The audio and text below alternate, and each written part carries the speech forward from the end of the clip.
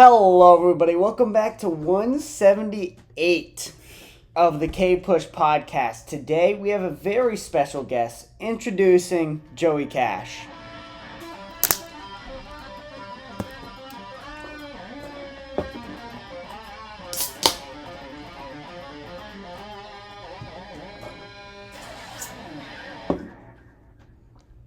Joey Cash. Fuck yeah, baby. Welcome. How we doing, buddy? You feeling good? Oh, I'm feeling fucking great, man. I'm happy to be here. So, a little bit about Joey Cash. He is one of the people who run the show with me on Friday nights. He's our guitarist at Along for the Vibes. Also, a fucking comedian. All at the same time. He riffs. He has a leather jacket. Or a fur jacket. My bad. I was giving a killer intro. I had to mess up somewhere. A fur jacket, and he riffs like that. The point is he's coming for all pussy, and he's leaving none for the rest of us, cuz. No one else is gonna have pussy. After Joey Cash has cash, it's over for the rest of us. Yeah. Which you will. Start wrangling them up, baby. Yeah, I'm coming for them. Yeah, I know. It's insane. I did want to ask you a certain question because there's a couple of you out there. You guys are rare, but there's a couple of musicians / comedians. Yeah. So here's what I think about that is as a comedian, you look at yourself sort of as a loser. Yeah. You know what I mean? Yeah, you like do. a loser. But as a musician, you kind of look at yourself as a cool guy, especially if you're with the guitar, the drums, maybe even the piano. Yeah. But either way, you're still inherently cool if you can play any instrument, especially the drums or the guitar. Yeah. So, how do those two way of thinking get into your brain? Do you know what I mean? Because you have this one part that's like loser mentality and the other part that's cool mentality, and they don't really mash together. Yeah, I think it's two things here. I think it's perspective and I guess who I am as a person. Well, it's actually really just kind of one. It's my perspective as a person. Mm-hmm. For me, I like comedy. You do feel like a loser because you're sitting there every single fucking night doing open mics, or you're doing these crappy shows where the audience is 4 drunk people and they barely want to pay attention to you. So you have this little bit like, dude, I fucking suck. But then you're right, you have the musician aspect. I think for me, it's, at the end of the day, I'm getting to show my creativity. So it's a win no matter what. I don't look at it as I'm only doing 4 fucking chairs. I look at it as, well, there's 4 more people that get to see me. And there's 4 more people that now get to see how I think, or I get to experience my version of comedy or music or whatever it is. So for me, it's a lot more, instead of looking at it as like, fuck, dude, I'm not where I wanted to be, it's more, great, I get a chance to show off. Sure. So do you not think about it at all going into it? Do you look at it like, do you look at playing the guitar and doing stand-up comedy as the same thing? Yeah. Almost of just expressing yourself? Yeah, 100%. I go on stage and, I go on as this Joey Cash character, which is pretty much just almost like an exaggerated version of me. You've almost made you've done this very interesting thing where you've almost made your guitar playing part of your comedy persona. Yeah. And that probably helps you do both at the same time. Yeah. So my full stage name is Joey Cash, the comedic rock star. Okay. And by the way, it does help that way. Mm-hmm. Because you're right, people look at me as a comic and a musician. Yeah. And I do get a little bit of that cool factor going on stage as being a musician, kind of hybrid. Because you're right, a lot of the comics are the typical guy, they go up in the flannel, or they're talking about how much their dating life sucks, or they talk about their parents didn't love, or what, it's very, when you're doing comedy and you're trying to find the funny in the dark, it's very easy to come off as loserish or self-deprecating or whatever it is. So I get a little bit almost a bump coming in as a musician. Also, I'm just, as you know, I'm a fucking just wild character in general. Dude. Even off stage, like. Yeah, you're a crazy dude. I'm just fucking nuts. Yeah. You know what I mean? I'm loud. I'm fucking probably saying crazy shit half the time. So for me, it's just bringing, I guess, that kind of crazy character to stage that allows me to also get away from that a little bit. Right. Where if I want to be self-deprecating, it's still a little cool because it's not too much, but I still have almost, I guess you could say, like this cool guy kind of factor added to it. Yeah, you could. Here's what I kind of feel about it is you're almost like the coolest loser Yeah, that's exactly right. Do you know what I Yeah. mean? Like, you are a Yeah. loser, but you're the coolest among Yeah. us because you can riff on a guitar. Right. Do you know what I mean? Yeah, I agree 100% with that. And I don't mean that in a disrespectful manner. I hope you don't. No, I'm not like that, you know. But fucking no, you're a Jersey boy. Yeah. Who gives a fuck? Pretty much, dude. There's nothing you can tell me that I haven't either heard or fucking got pissed off about already, dude. Like, I got skin made out of fucking titanium, you know?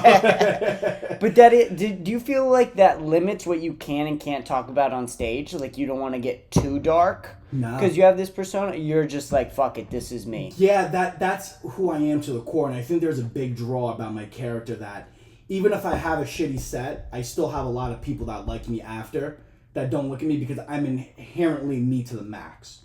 Got it. You know what I mean? Like, Yeah. if I take an L on stage, you're gonna hear me say, "Well, I fucked that one up, guys." Yeah. And I get a little child. Like you're gonna hear me own my L's.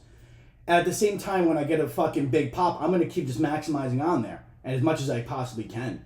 And I think that allows for me to really, like I said, the Joey Cash character is an exaggerated version of me, so it's allowing me to be me, right, 100% to the fullest, and even a little bit more.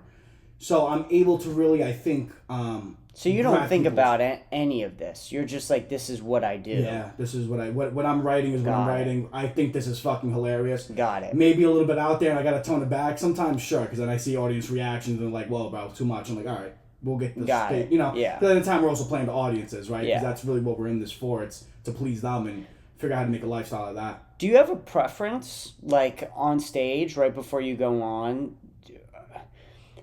As far as do you ever wake up and you're like, today I want to do stand-up comedy, or today I want to play the guitar on stage in front of people? Like, do you ever have that where you prefer one thing, maybe a specific day? Not all the time. But do you have moments, or is it just, I'll do whatever, whenever? I'll say this.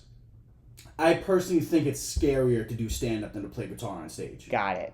Because with music, it's one of those things that even if you fuck up, I mean, in stand-up you could do this too. If you fuck up, you cut yourself back in a riff. But it's so much easier, it's so much easier to get your footing back in music. Because you can just play a certain quick jingle and everybody's like, oh, fucking dope, we're right back in the mix. Right. Where with stand-up, if you lose that momentum, you're not working to get that momentum back up and going. Got it. You know what I mean? It's very hard to just lose it and get it right back up. So there is times where I'm like, damn, dude, I kind of wish I was just playing guitar on stage and just make it easy.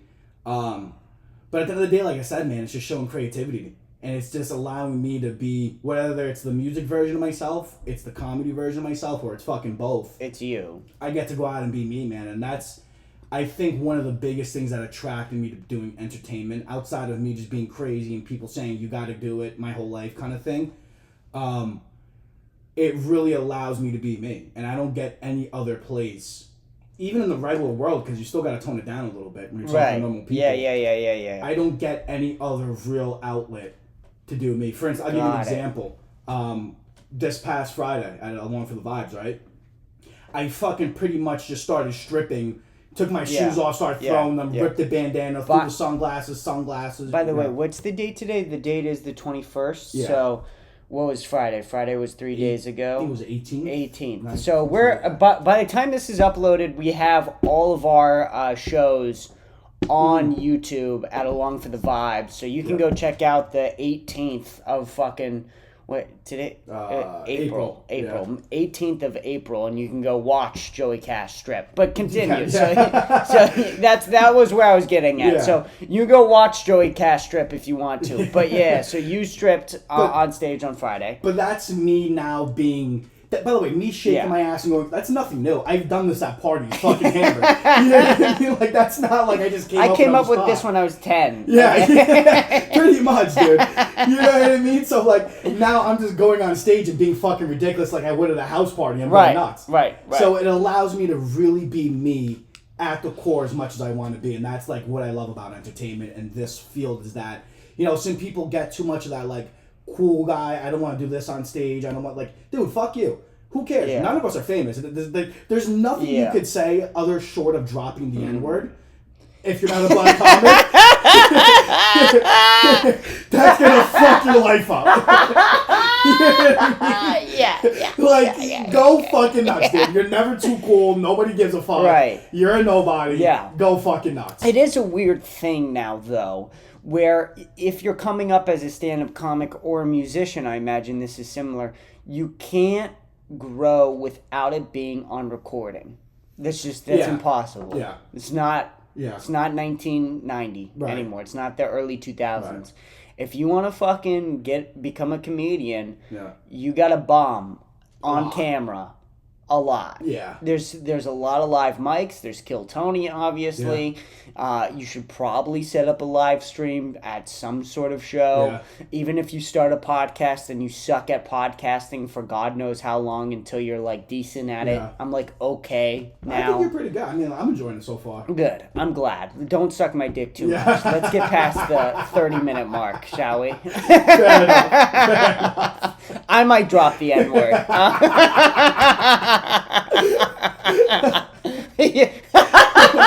I am not associated with the podcast in any way. I'm just a guest. He's signed off, actually. Yeah. He's actually sort of responsible for anything I do moving forward. Just completely with the show now. That's it. Yeah. But no. So, but you have to get good at that, and I'm sure that's very similar being a musician as well. Yeah. Where you gotta, send in recordings that probably fucking suck. Where, how long have you been playing the guitar? I didn't even ask that. I taught myself. You taught yourself? Yeah, about a year and a half ago. October. Really? Is when I got my first one. Yeah, actually, it's funny how I got into it, man.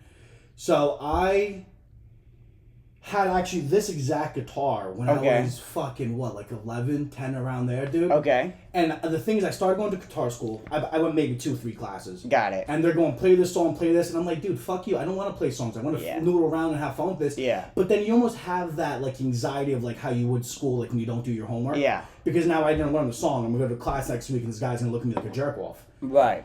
So I completely just dropped it. Always loved rock and roll, but then got heavy into rap music.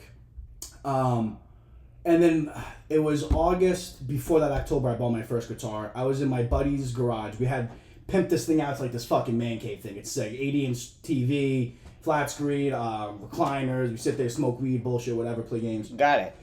So he brings out this guitar. He's like, yeah, I want to learn how to play whatever it is. Like this cheap $80 guitar that came with this bullshit little amp. And I just sat there and I just started noodling around. And from that night on, I never listened to rap again. It's been fucking hair metal and rock and roll. Really? And this is also kind of the point in time where I'm thinking about starting to do comedy. And I'm starting to develop a character and starting to figure this out. Because at this point, I don't touch comedy for another... I do an open mic, but I don't actually touch comedy and do it legit until the following July. Yeah, the following July, because I touched the guitar in August. So you've only been doing stand-up since July? Yeah. Really? Yeah, so it was 7-8 months. Yeah.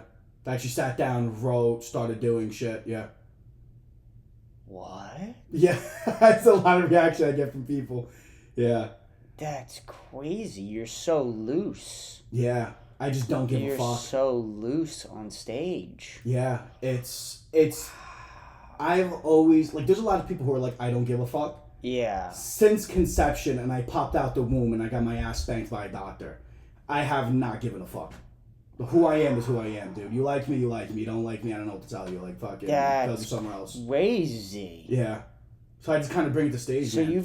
you've only been playing the guitar for a year and a half? Yeah, started October. Then you've only been doing stand-up for 8 months? Yeah. Buddy. Way to make me feel fucking lazy. Holy fucking shit. Thanks, man. So wait, how lazy. How old are you now? 27. So you started when you were 26. Yeah. So everybody recommends you start stand-up comedy at 25. Well, everybody's recommending this to me in fucking grade school. As a kid, and it's funny now because I'm not a good roaster, but I was a kid in 3rd, 4th grade. I was sat at the lunch tables and you were getting flamed by me. You probably went home and cried and told your mom, or I'm in detention for saying some ridiculous shit about you and your family, or whatever the fuck it is. Yeah. And I've always just kind of been how you see on stage Friday night, me stripping, going crazy. I've always been that character. Honestly, probably a little bit fucking crazier because I didn't have, like... An outlet. Right. Or my mind wasn't fully developed, so I thought a lot more shit was okay than it actually was. Like, dude, I have stories of me being fucking drunk 3 a.m, fucked up off tequila, walking home naked with no underwear, just socks on. Like 15 years old, do not give a fuck.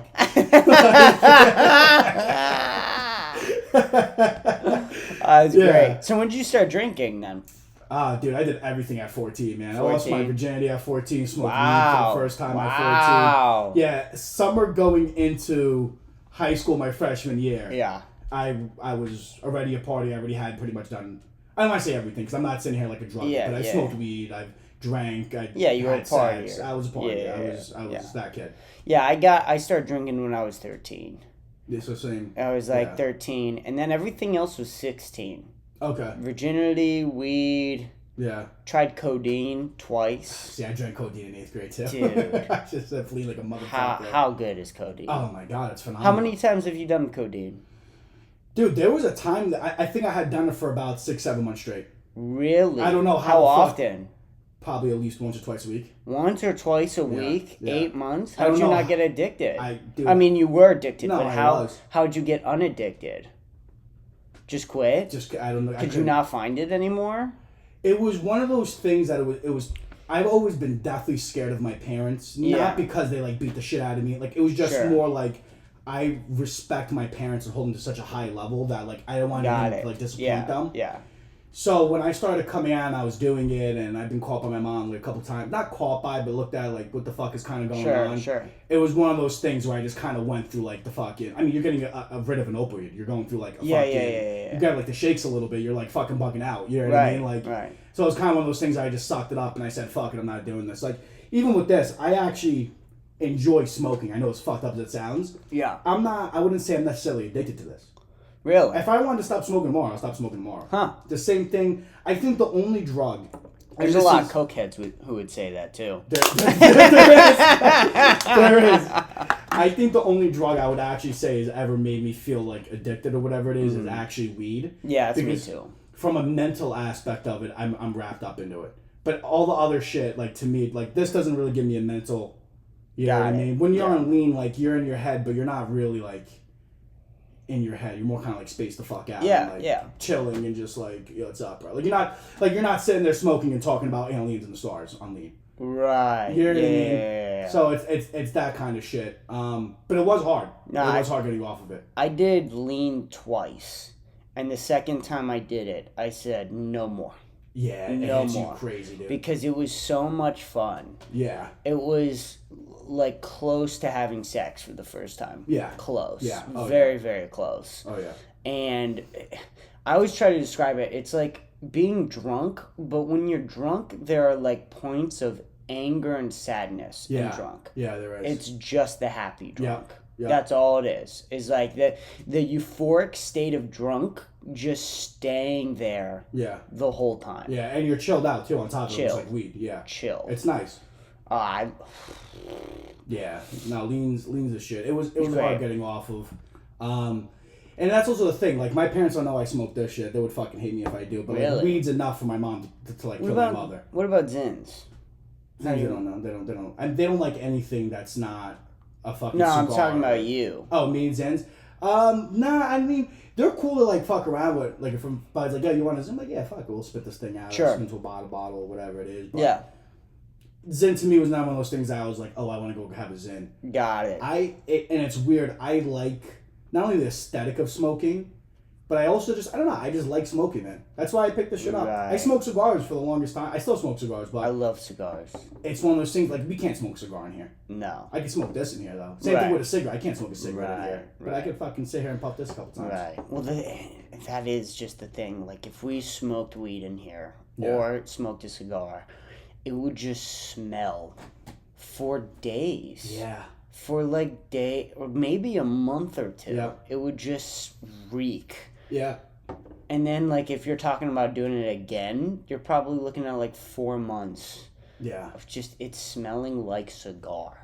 That's my biggest problem with cigars, by the way. Yeah. Because I wouldn't mind when I'm out on 6th Street barking, trying to get people into shows or whatever it is, sitting there smoking a cigar and bullshitting. Right. But the problem is I'm going to smell like fucking cigar now. And then the next morning I'm going to still, even though I shower, you still smell it a little bit on you and your breath still stinks for the next I would say 2 days worth of cigar. You have to brush your teeth right afterwards. Right after. You have to. No. And even then, like to your point, it's going to probably be there till the next morning until you brush your teeth again. Yeah. If you brush right afterwards. Right.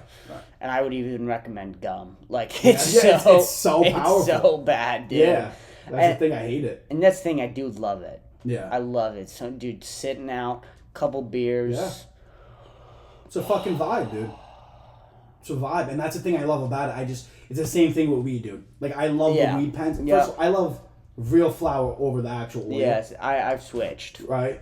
But the thing that's nice with the pen is you're in fucking, I don't know if you guys have ShopRite out here, HEB. Yeah. And you want to fucking hit the Benjamin a little bit real quick. Everybody thinks it's a vape. And if you smell it a little bit, we'll fucking go prove it. Yeah. I don't know what to tell you. I'm going to be in the different aisle anyway. You know what I mean?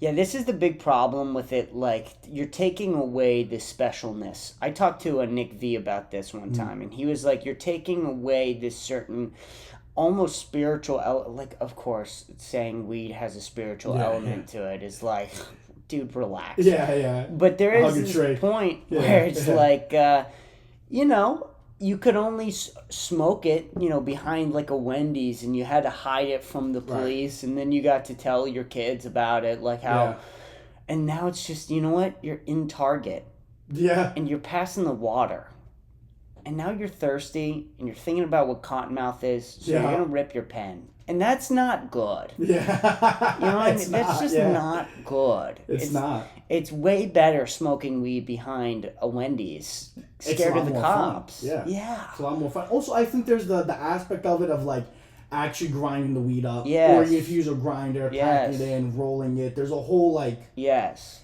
There's a whole almost like production that goes into it that makes it like cool and special, and you get those memories. Like, dude, I have 100 memories of me rolling up fucking blunts with the homies and bullshitting, and you know, we're doing this, and then somebody comes over and fucks with you while you're rolling. You're like, yo, jerk off, you want to smoke this or not? You know what I mean? Like, you don't get that with a pen. Yeah, I think...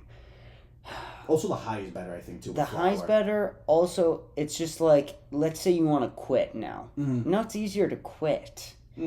If you have a vape pen, like a dab cart, those are way harder to quit than flower. Yeah. Because like you said, you had to go through a process. So that whole time, if you're like supposed to be quitting, let's say it's Sober October, you're doing Sober October, the whole time you're rolling a joint, you have all the time right there to say, you know what, this is gay, and walk away from it. Yeah. Whereas the dab pen, it's like, is it charged? Yeah. Is it charged? Did I remember to charge it last night? Now you're stoned. Yeah. Well, that was the thing for me, because I go through times with tolerance breaks. Yes. Where it's like, all right, dude, I've been smoking ridiculous. Let me just fucking stop for like a couple months or whatever it is, whatever I said it. And I would always find that I would have a tough time with those tolerance breaks if I had a pen around. Yes. Because it's so easy to just be like, all right, I'm stoned. Yeah. You know, whereas to your point, exactly, I'm sitting there rolling, I'm like, dude, do I really want to fuck up right now? And I was like, all right, let me just put this away. Exactly. Let me go fucking watch a show or something, or go out and, you know what I mean, go for a walk, and then it's gone, and you don't got to worry about it again. Right. I do need a garage, I think. I need a garage or something, because we're getting to this point of this podcast where we talk about smoking weed, and it's like, this is ridiculous. What are we doing here? Yeah. We're just sitting in here thinking about... a nice one. Yeah. You had a good time, Chris. This is insane. But, okay, so what made you really want to start stand-up then? What was the push that made you go up and do an open mic? Kind of riding on that whole backstory of me just being a crazy crackhead kid, and people always telling me you should be in movies or in entertainment, you got a certain look. Who told you this? Who's telling you Everybody growing up. Really? Dude, random fucking people I'd meet. I would sit there, have a convo with them, like, dude, you're hilarious, you need to do stand-up, or you have a certain look, you should be in movies. This is just, like, it's not like trying to, like, draw it and act a certain way. It's just kind of just happened throughout my life. Yeah. And I'm a certain person, I'm religious, so we've had this convo briefly in the car on the way here. Oh, shit. No, you're good. You know, I do believe in not only God, but I also believe that the universe does tell you shit. Yeah. And I think hearing it enough... I believe that. was kind of like, all right, well, maybe there is something here. Everybody and their mother's telling me I should try to shoot for superstardom, or even if not, I should be an entertainer, if not superstardom. Right. So this is October of 23, because I only did like 2 mics, and then I actually sat down and started writing July of 24. That's like when I really started my comedy journey and say, okay, I'm going to do this. But okay. It's August of 23. It's around the same time I picked up the guitar for the first time. My buddy Gino, who's like my right-hand man, fucking... That's like, there's always that one dude that's like, he's going to be the best man at the wedding, that's him. And he's like, dude, could you just fucking please go do it? Could you just write some bullshit and go do it? I was like, where'd you go? Broadway Comedy Club in Manhattan. In Manhattan? In Manhattan. It was my first time. So you started... So wait, hold on. So you were in... Were you living in New York City? Or were you I was in Jersey. But where I grew up in Jersey is right over the water. Right, so right over the water. 10-minute bus ride to get over there. Okay. And then you're in Manhattan. You do this open mic. Shitting my pants, by the way. Shitting your pants. Yeah. At this... It's a comedy club? Yeah, it's a club. It's actually... How many people are there? Dude, maybe like 10 other comics, if that. 10 other comics. If that, yeah. What time? Late mic? I want to say it's 5, 6-ish. Okay. Around there. So it's like evening. Okay. So like I would say that time. I'm not 100% sure, but around that time. Got it. Definitely later in the day. All right. So you do this mic. Yeah. I go on, and I have this bit that I wrote out, and the opening joke is this, because I was watching the movie Accepted. It's like the college movie. I don't know if you've ever seen that movie. It's fucking hilarious. No. But anyways, it's this guy who fakes going to college or whatever it is, and he starts his own college because he can't tell his parents he's not going to college. But he brings this girl in from a neighboring comic that he's in love with from high school, and they have these clap-on lights. And I turned to my buddy, we're sitting there smoking in the man cave. I go, could you imagine if this bitch was fucking epileptic and he has the clap-on lights and they're having sex? So the first words out of my mouth ever is, so I'm banging this epileptic bro with clap-on lights, right?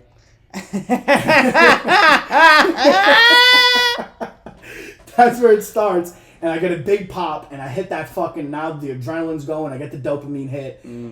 I bomb the rest of the set. I actually asked to do a redo. Because I forget the next words from hearing a laugh, and I fucking just go blank. Yeah. And bomb the rest of the set, but I got a taste of it. But he gave you the thing. I got a taste of it, It bit you. Exactly. Yeah, the spider bit you. Right, and at that point, I'm like, dude, I just want to be on stage forever. Yeah. But I also now have the fear of bombing like a motherfucker. So that's good, though. Right. That's good. Yeah. That's a perfect first set, I think. It was. It set me up for reality. Yes. And comedy. Yep. You get a little bit here. Right. And it's huge. And right. It's great. And you'll find gemstones. But a lot of the shit you're going to say is dog shit. Exactly. That's exactly what it is. Yeah. You're constantly working material to find a little bit of gold, and then you edit that gold and you start to make better shit with it. Right. And then I think I touched one more mic maybe a month later, and then I just kind of crapped out. I think I had just quit my job. I was like in this weird depression. I couldn't get out of bed. And then July, I said, dude, fuck laying here and dying. I'm going to change my life. I'm going into comedy starting July. I'm going to actually write. I'm going to read a book. I'm going to learn how to fucking perfect this. What book did you read? The New Comedy Bible. Okay. And it taught me, which I think a lot of... Who wrote that? I don't even know. Some chick. Okay, go ahead. I'd say it like going. that, but some chick wrote it. Or at least illustrated. Yeah, I read a fucking audiobook. But yeah, I got a taste for it for that first time in August. And then in July, the following July, I said, all right, I'm going to actually do this, bro. Instead of just saying I want to do it because I liked it that one time, let me fucking just man up and deal with the bombing. And I read the book, started learning formula, and I started writing jokes, and just kind of off the rip, I guess from understanding formula, I was having, I wouldn't say good or bad sets, just kind of somewhere in the middle, where like I needed to work on presence and delivery and all that, but I had some sort of structure that people said, okay, for being early on, you kind of got something here, kid. You understand a little bit of how to write jokes. And from there, I just kept taking off and writing and trying to perfect it. And it got to a point where you're saying you're very loose, where there was a point where I kind of did give a fuck, and I was just kind of very shelled up in myself. And then one day it kind of clicked, where I was like, dude, fuck, who gives a fuck? Like, there is nothing I said, like I said before, shy of saying the N-word that's going to fuck me up here. You're right. Who cares? Go do whatever you want to do. And then from that point on, I just freed myself, and it allows me to really just be who I am authentically on stage and be a little bit of a nut. By the way, the book is written by Judy Carter. There you go. That's who wrote the book. That's so interesting. So when did you? So you started out in New York. You did that open mic. Yeah, I was there Then you from read July this to October. book. So you're there from July to October. So Yeah. you moved here last. October, yeah, this past October. This past October. Yeah. Okay. I wound up coming here for two reasons. One, I figured out I'm a very dirty comic. I mean, you've seen my material. It's I would say it's starting to border that niche of fucked up dark humor. Yeah, we have very similar styles We do. of stand-up comedy, We do. which I very much like. It's very northeast. Yeah, very punchy. Very punchy, Yeah. dark, but in like a Clever. charming way. Yes. Like the bit itself isn't necessarily dirty, but we take it to a dirty spot very quickly usually. It's very somebody told me this. Mike Hale told me this that it seems like Greg Fitzsimmons. Okay. Have you seen Greg Fitzsimmons? I feel like I know who that is. He's one of Joe Rogan's buddies. Okay. And he's very, very funny. But very similar to what we're talking about, where it starts out very, like, light. Innocent, like, yeah. And then it goes, I want to kill myself. Like, it ends with that. You know what I mean? Yeah. And so, I really appreciate, that. I appreciate that. I like that we have that sort of similar kind of stand-up comedy. Yeah. And it goes very well with Along for the Vibes, I think. It does. But, so you come down in October. Sorry, I got sidetracked a little bit. Good. You come back in October. Or come down, I should say, not come back. Come down in October.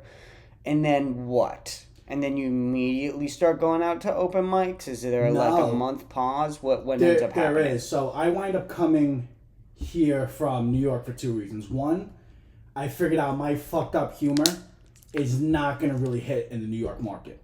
Because it's a little bit more, I wouldn't say a little bit more woke at that point. Not saying I'm fucking against or I don't want to put the whole political thing, but really? At the end of the day, it's a little bit more, well, it's a fucking crowd of blue hair, bro. I'll put it to you that way. Really? For a lot of it, yeah. There's a lot of New York comics who would disagree with you.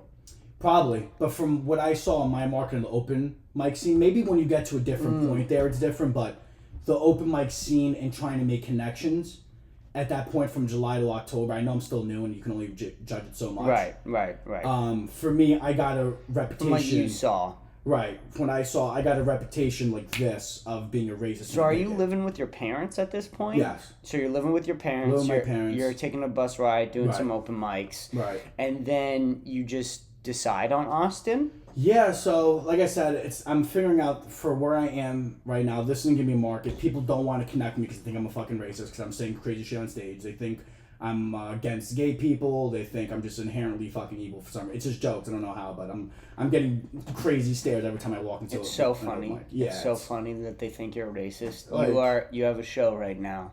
Right. Yeah, I mean, it's with Courtney, Josh, Mars, and Chen. Right. None of them are white. No, we're the only white guys. Yeah, in the show. we're the DEI hires exactly of the show. Exactly. So I'm getting this fucking reputation, and I'm like, kind of fuck this. And I hear that at this point that Austin is like the land of opportunity for comics. There's a crazy scene. Mm-hmm. Joe Rogan brought every fucking big name comic down here for the most part. What was it like coming down for you? Because for me, when I moved down, and that was 2.5 years ago, everybody said that like, oh, you got here late. Yeah.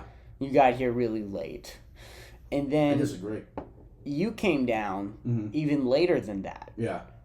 What do you think about that? I disagree. I disagree, yeah. I do too. I think this is the thing, dude. We're in the middle of comedy history, bro. Yes. We're in the middle of Austin blowing the fuck up. Yes. Every big opportunity and break is more likely, I think, going to come from this scene than any other scene. Yes. And obviously, I've only been in it for so long, so that's just what I think. I'm not this fucking comedy guru. But from what I think, first of all, there's so many open mics. Compared to New York, to get to 3 or 4 open mics, I'm going to go from here, walk half a block, and go to another mic. Yeah. Right? In New York, you're taking subways. There's only so many spots. 2, there's a fucking trillion comics, dude. In New York City. I'm talking about in here. Oh, here. There's a trillion comics here. Where it's like, you're going to get some kind of opportunity. Somebody's going to like you. You're going to be brought onto shows. You're going to find your clique. And from there, because there's so many big names here, I don't want to say it's easier because it's still hard no matter what to climb the ranks in comedy, but you have a better shot of grabbing one of these big name guys attention than you would over, I think, in New York or in Cali or any other market. Yes, for sure you have that. You have the Comedy Mothership, Right. which is pretty good. It's like the Mecca right now. It's of comedy. yeah, it's one of the it's like the Palace. It's like the Comedy Store of what LA was. Exactly what it is. It's huge. Yeah. But they do a decent job of helping newer comics. Obviously, there's Kill Tony. They do a decent job. But the big one, the big one is the Sunset Strip with Brian Redband. Yeah. That dude gives fucking opportunities out left and fucking right. He's a comics comic. He's a comics comic. Yeah. He fucking helps out the new guys so fucking much. Oh, yeah. I mean, he's the one to give... He's like the next... opportunity. He does the Secret Show on Fridays. Yeah. If you do well on Kill Tony, you're gonna get that Secret Show on Friday. Thursday, yeah. Or Thursday, my bad, not Friday. But that's huge. Yeah. It's fucking big. You're gonna be there with other names, and a lot of those times, like for instance, like the Comedy Mothership. If you look at their lineups for shows, it's fucking Shane Gillis, then it's Joe Rogan, then it's Tony Hinchcliffe, then it's like Brian Redband, then it's like insert another big name comic. That's their fucking lineup for a show. So you're going and you're paying, what, $30, $40, maybe $50 a ticket? Yeah. But you're seeing in a intimate setting these Netflix special comics. You're seeing Mark Norman. You're seeing Ari Shaffir. You're seeing these big name fucking guys. And you're surrounded by it. Dude, imagine, by the way, because they do the bucket open mics at the Comedy Mothership before Kill Tony. You get on there and you're seen by the Comedy Mothership's personal booker who is in that realm. Adam Egan. Right. Who is, first of all, not only a phenomenal booker and is known around. Yeah. He's Mark Norman's friend. He's Mark Norman's friend. Now this guy's going, hey, I liked your set, come back. And you might see another fucking big name star that's going to go, hey, you want to come open for me? I like your shit. Yeah. That alone is a massive opportunity you're not going to get in other scenes. There's also, and I've heard a little bit of complaints, like Joe Rogan preaches this, like,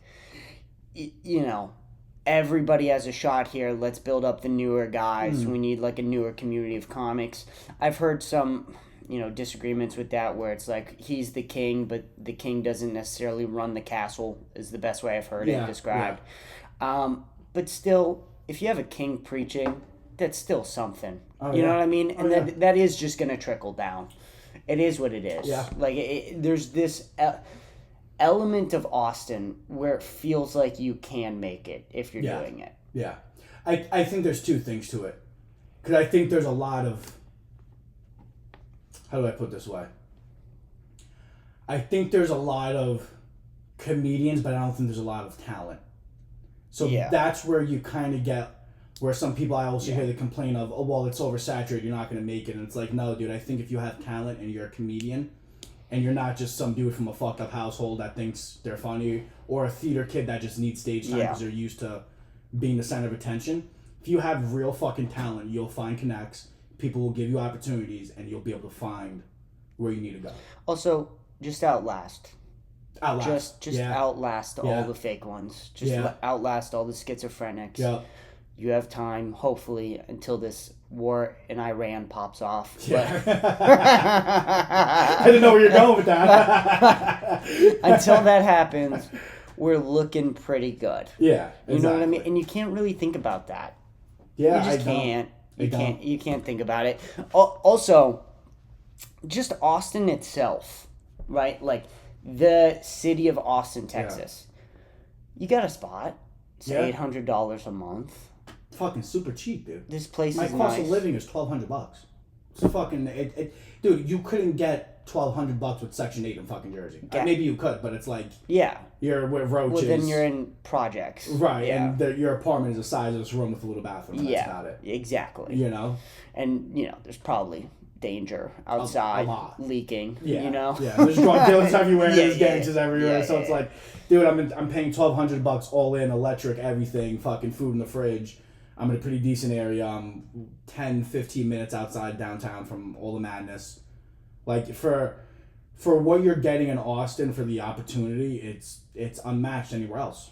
You're talking about cheaper insurance on cars. Yeah. You're talking about cheaper gas. Yeah. You're talking about all this stuff that's cheaper. Yeah. It's easier to live here. Dude, look at HEB. HEB is my fucking safe haven. Yeah.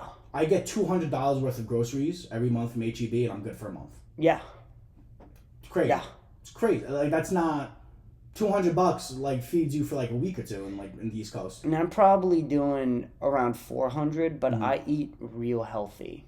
Oh, so you're going organic. If we're talking about not necessarily organic, but just eggs. We're talking eggs, rotisserie chickens. Okay. We're talking taco meat, like lean turkey, ground turkey is pretty good. But you're talking that. That's still a lot. It's cheap, dude. What are we talking about? I'm getting jacked. Yeah. At $400 a month. Yeah. Who gives a fuck? Yeah. You know what I mean? I'm the opposite way, by the way. Everything's frozen for me. I got frozen chicken tenders. You know what I do? Because I like to save money.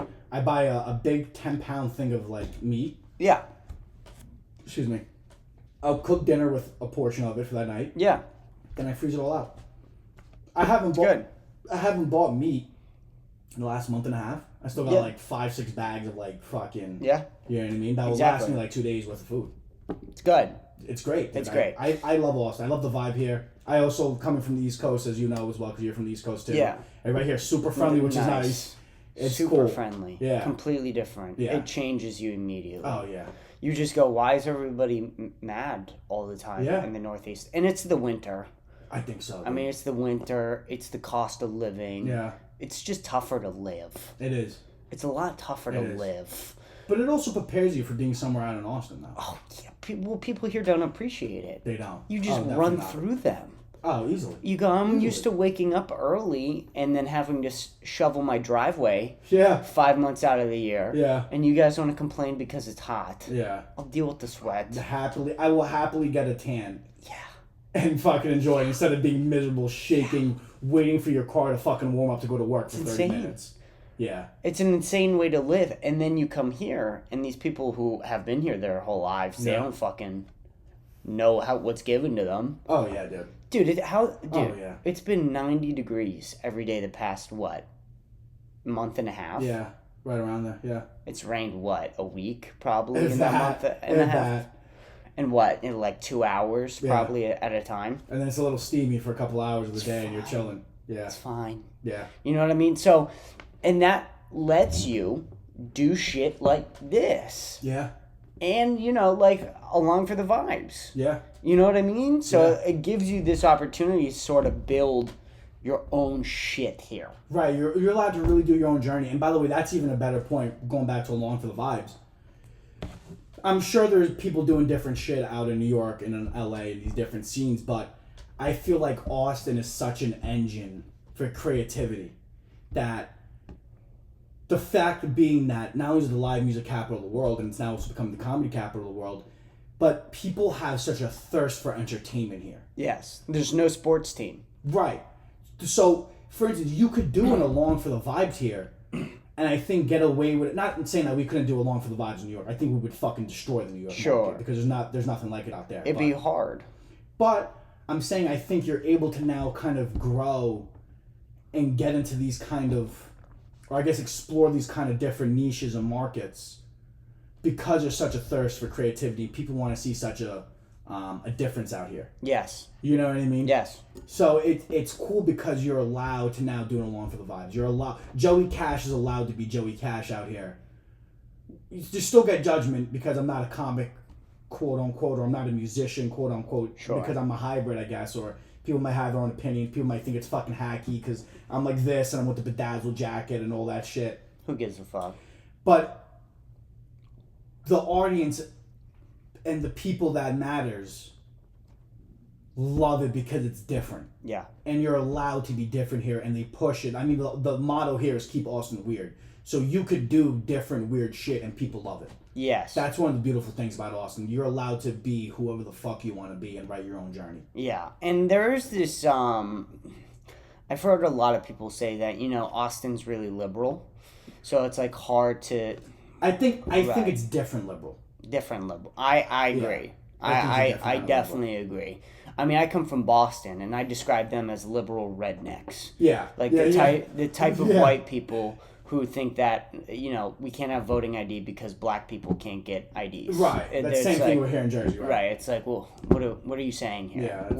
Do you not hear what you're saying? Yeah. It's a little... It's the same people. Yeah. Like, there was that one lady forgot how it was. She was like, "Oh, black people don't have access to the internet and computers." And I'm like, "You're a fucking asshole." We're in 2025. There's homeless people I see with 2 cell phones walking down the street. Are you a jerk off lady? Like, what's wrong with you?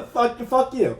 Like, that's more racist alone to say than you actually saying that we're racist for trying to get them IDs. Like, yeah. She said that black people don't know what computers are. Yeah. Right? They never read a fucking book. They don't have any. Like, what are you talking about? That's so fucking racist to say on its own. Yeah. There's some fucking species that are like not intact with society. They're like out in Africa, like in the Congos. They don't know what a fucking a bed is. They also like you're an asshole. Like think about what you're saying. Lady. Yeah.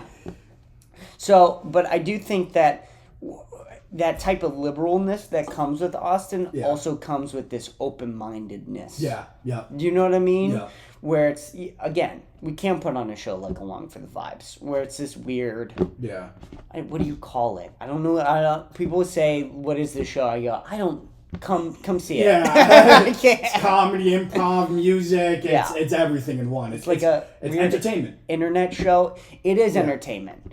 And I think that we've kind of gotten to this point, where nothing can be one thing. Yeah. The NFL now, they got to do the halftime show. Yeah. They got to show Taylor Swift. Yeah, they got to, build up these, like, beefs or whatever. You see, like, Marvel, right? It's, like, it's superheroes, but it's also, like, a blockbuster. And on top of that, they always have to have a hot guy that's shirtless. And they also have to have a hot girl that's, in skin tights or whatever, in a superhero outfit. Like, it covers every single base. It also has to be funny, but it also has to be serious.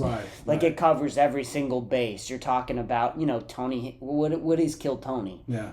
It's a comedy show, sure, I guess. Yeah. But you're doing a minute at a time. Yeah. It's more of an internet show with stand-up comedy. Right. That's there. It's entertainment. Yes. And this is the way I've always looked at it, and I do get some shit like this from some people. Yeah. And when I talk to some other comics where they're like, whatever, but it's stand and bang comedy has been around since fucking Richard Pryor. Yeah. And I'm not saying that we shouldn't stay to stand and bang comedy. No, it will always exist. It will always exist. But what I am saying is this. I think we're in a point, and whether you want to call it entertainment, a period in time, whatever it is, where you have TikTok reign, you have a lot of people that lose attention like this. It's not easy to necessarily hold a crowd. And I think if you want to bring a different form of entertainment to comedy, it shouldn't be looked down upon. You shouldn't be called a hack or whatever it is. For me personally, and this is going back to the whole Joey Cash character, we've had this convo, for me it's bringing a Vegas-like Broadway kind of act to the stage. Where, I'm not wearing it today, but, I have the fucking bedazzled tracksuit with my logo on it. I have the fucking music. I have this crazy character. I have this kind of thing where some people may call it hacky, but to me, it's entertainment. My good buddy told me this thing. Comedy, at the end of the day, comes down to this. When you want to make money and make this a lifestyle. Can you sell tickets and can you sell booze? That's what it comes down to. At the end of the day, you could be the greatest fucking comic in the world. Nobody will hear your voice and nobody know who you are if you can't sell tickets and you can't sell booze. And for me, it's not only do I love entertainment to its fullest, telling you a little bit of my backstory. Everybody's going, hey, you should be some kind of entertainer, because I like getting positive reactions out of people. Right. And I like fucking entertaining. But I just feel like it's one of those things, man, that why wouldn't you want to entertain to the fullest? Everybody's up there standing and banging, telling fucking jokes. And a lot of these jokes, and I hate to say it, are the same fucking bullshit. I was dating this girl last week. Driving in the city is so hard. Okay, great. But what if you add a little bit more entertainment to it? What if you add a little bit more of a wild side? What if you got something that even if your jokes don't land, people are going, you know what, it wasn't funny, but this kid's fucking entertaining. I mean, you see what else he has going on. Right. To me, that's kind of what it's about. It's about entertainment in its purest form. And at the end of the day, stand-up is entertainment. Yeah. You're going there to be entertained and to laugh. Why not bring that extra power to it? Yeah, I think that it's gotten weird. Stand-up's gotten real weird, because I think a lot of it is Kill Tony. Yeah. I think, not all of it. I don't want to put all the blame on Tony Hinchcliffe, because that's bullshit, right? But a large part of it, right now in Austin, especially the 6th Street open mics, is like, you get these people who are, trying to say the most offensive shit. Yeah. For reaction. Yeah. Not necessarily for the good reaction, but just to get a reaction. Yeah. And I went to go sign up for Kill Tony 3 times. And have you ever gone? Yeah, I've actually stopped signing up because I kind of made the realization that a lot of people are just treating this like an open mic, and it's not. You're debuting to millions of people. Yes. And I'm not looking to become a regular or golden ticket winner. I'm looking simply, if those things come, dude, don't fucking threaten me with a good time. You know what I mean? Right, but right. For me, I want to make sure I'm at a point, not only playing the guitar, but with my comedy, that when I fucking debut, people are going to go, hey, that kid's special, or it's different, or I want this kind of act, and I'm going to get booked with it. Right. Because I'm debuting to not only every comedy fan, but every fucking comic and booker that watches that show. Yes. And you get a lot of people who are schizophrenics, quite frankly, on Kill Tony. You get a lot of that. You get a lot of people who think that they can get famous quick. Yeah. A lot of people who have never done stand-up comedy. You get a lot of that too, bro. You don't realize that you got a shot at ruining your life here, dude. Millions of people are going to see this. Yes. Absolutely. Don't just go up there with bullshit and say, I had a good time. I met Tony Hinchcliffe. He roasted me a little. Like, okay, great, but so what did you get from this stuff? Yeah. Because if you look at the history of Kill Tony and how it started as, obviously, it came to the whole fucking crazy, like conglomerate. Right. Tony still helps people out. If you look at Sarah Sloan, you look at her fucking job last episode. Right. But in the beginning of it, it's come up here. We're going to help you work out your material, make you better. And that's going to be the show. We're going to roast you a little bit, but we're going to give you advice, right? Yeah. If you're not a comic and you're just going up there to be a fucking crackhead, you're not really utilizing the show for its purpose. No. You're just going up there to say, hey, I went on Kill Tony. And it pisses Tony off. Yeah, it pisses everybody off. It pisses everybody off. You shouldn't do that, Yeah. And it's also just, again, it's 4 hours, bro. Yeah.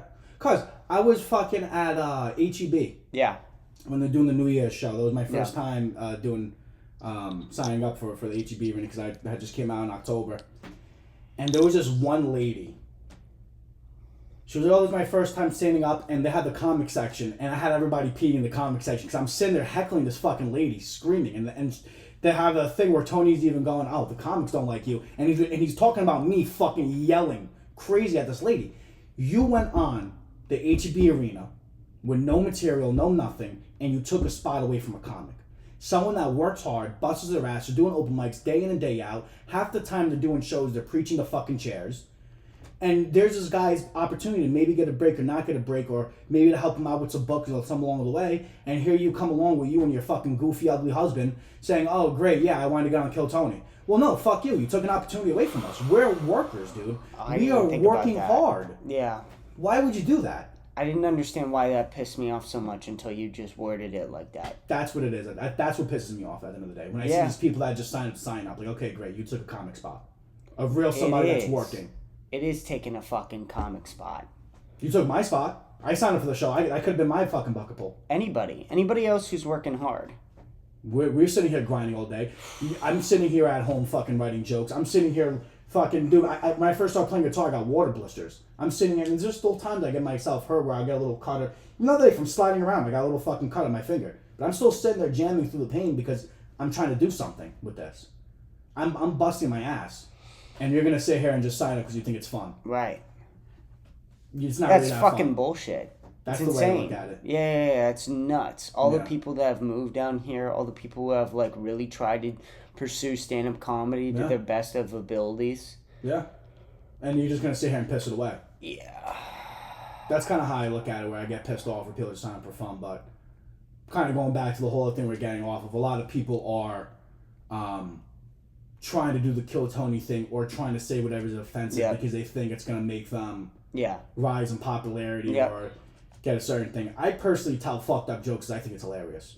Like when I'm out there on stage saying dirty shit, it's because I think it's funny, and I find dirty comics funny. I don't find Jerry Seinfeld funny. Mad respect to Jerry Seinfeld. Sure. But I personally don't find that style of comedy he is funny, but it's just not your type of humor. Exactly. I should say that's exactly right. He's funny, but it's not my kind of humor. Yep. I like Brian Holtzman. I like For Andrew Dice Clay is a perfect example. Yeah, Super you're dirty. very Andrew Dice. I'm very Dice, so I got that a lot. Yeah. And I think it's because I grew up watching these kind of comics, and not only am I an East Coast guy and just kind of talk like that normally, but there's a connection there that I love that dirty shit. I met Brian Holtzman actually walking down the street today. I grabbed a picture with him. I'm not the kind of guy to stop comics and be like, oh, let me get a picture with you. I had Pauly Shore take the picture. I didn't even say hi to Pauly Shore. I felt so bad afterwards. You didn't say hi to Pauly No, Shore? I was like, oh my God, Brian, can I get a fucking photo? I don't want to be a jerk off. Oh I usually don't do God. this. Pauly looked like, Paul, you mind taking this? I fucking just hand him the phone. I don't even You say called hi him Pauly? I was like, oh my God! You fucking dickhead! You fucking piece of shit, dude. Pauly Shore. Yeah, and I don't even mean to be sorry, Paul, if you see this somehow anyway. Like, I'm sorry, dude, but, like... Yo, Pauly, grab this flick, guys. Oh my God. Yeah, dude, like... Fucking dickhead. It was one of those moments that just kind of happened, but... You know, like, I'm not, like... This crazy big, I know every comic and all this. I just like dark humor. Like, I like Anthony Jeselnik. I like that fucking... He says crazy shit. Yeah. You know, I like Doug Stanhope, for instance, another one where he's sitting with a cigarette, fuck you, fuck your mother, and he's going around screaming, saying crazy. Yeah. And you ever try to sleep sober? Yeah. Exactly. Yeah. Like, I just like that fucked up style of humor, man. So when I'm on stage, it's not me trying to be edgy or no, it's display you. That's what I like. Yeah. Where you do see it with some comics where it comes off very inauthentic or unauthentic, whatever the fuck it is, because they're going on there purposely trying to be edgy, and you could tell. That's not who they are. Like, I get away saying a lot of crazy shit on stage because you're like you could tell this is who I am. Yes. I say fuck every other word. Like, you get away a lot more doing dirty bits if that is you. Yeah. That's authentically you. Yeah. You know what I mean? You're not trying to piss people off. You're trying to do this because you think it's funny. And I think people are gonna laugh at it, or I'm gonna find a certain, like, I've noticed, like, I've been getting better. Obviously, the more reps you do, the more shit you write, you get better and better. Right. But I've noticed that there's certain times where I'm in the audience and it's directly split. Yeah. Like, I look at... Yeah, Bill Burr was like that for a very long time. Yeah. Actually, I'll tell you, I was barking for a show on this past Wednesday I did at Shakespeare's. And I had, I would say, like 75% of the people laughing, but there was just one table. It was two girls. They were friends. Her one friend was fucking rolling, cracking up, like hiding her face, like little tears coming out, dying. Her other friend was me mugging me. Really? And it's just to show you that a lot of my comedy is either really down the middle, or sometimes I'll win a little bit more, I'll lose a little bit more. But me saying this, I'm doing this for the people that find it funny. Right. That like that kind of humor. I'm trying to develop, which, you know, you got to keep going to get a fan base, but I'm trying to find the people that appreciate fucked up comedy. Right. You know? Yeah. That's kind of my thing, and like that same kind of, I guess you could say, comedy experience or comedy humor as me, because I want those people on my show. I want them to be rowdy. Right. Come heckle me. I'm gonna say some fucked up shit to your face. Yeah. You'll probably find it funny. Yeah. I was doing a show actually 2 or 3 Sundays ago, and I had this Mexican crew that came in. It looked like gangbangers. Mad show dudes, by the way. I barked them in, but fucking homies. But they were like half heckling my set. And at one point, this old guy says something, and I turned to his grandson, and I said, bro, let me ask you, what fucking graveyard do you dig this guy up from? And he shut his fucking mouth. And they started cracking up. But that's my kind of thing. I like saying those fucked up, weirdo kind of things. You know what I mean? Oh, dude, that's great. Yeah. That's a great story. Dude, this Pauly Shore thing is nuts. The fact that you didn't say hi to Pauly Shore. I don't even think I looked him in his fucking eyes, dude. I feel so bad. Crazy. I feel so bad. That's so crazy. And you know he went away and talked. Oh, yeah. He was like, who's that fucking jerk off, dude? He called me Pauly. I was like, hey, Pauly, am I taking this? Thanks, buddy. Brian, I'm sorry, bro. I don't mean to do this to you. I'm not like this. Yeah. But that's really who I am. I don't just suck comics comedian, suck dick like that, dude. Like, I fucking really love Brian Holtzman. Yeah. I think he's a pisser, dude. I saw him at Madison Square Garden when I signed up for Kill Tony. Holy fuck. I was probably a month into comedy. I saw him, and a lot of people say it wasn't a good set. I was in the crowd personally peeing. I saw him at HEB, and I was fucking dying, dude. I couldn't breathe at HEB. Literally couldn't breathe. And I've seen him on YouTube, a couple different things, and I love Brian Holtzman. I love the way he goes about it. I like that he's telling half the time people to go fucking kill themselves. I think it's hilarious. That's great. Because he goes, kill yourself! Fucking kill yourself, bitch! Kill yourself! And he's just losing his fucking mind on stage. And I think it's the greatest thing in the fucking world. You know? Like, that's what and I've always liked that. My father's like that, too. My father loves that dark, like, my father showed me Dice, for instance. Really? Like, I grew up on that. I grew up watching South Park. When did you first watch Dice? I'd probably say going into high school-ish around there. Okay, right so like 8th, 9th grade? Yeah, yeah. Right when you started doing drugs. Right, yeah. That's perfect. Yeah, maybe the two correlate. Yeah, that's great. And then how'd you get involved? Like through YouTube, or your dad was just like, let's check this out? I want to say it was maybe through YouTube. It was like some kind of rerun that they threw on there. I also, for some reason, remember an HBO thing, but I could also not. It's a while ago. I think it was like his HBO special. I don't remember if we saw it on HBO or if we saw it.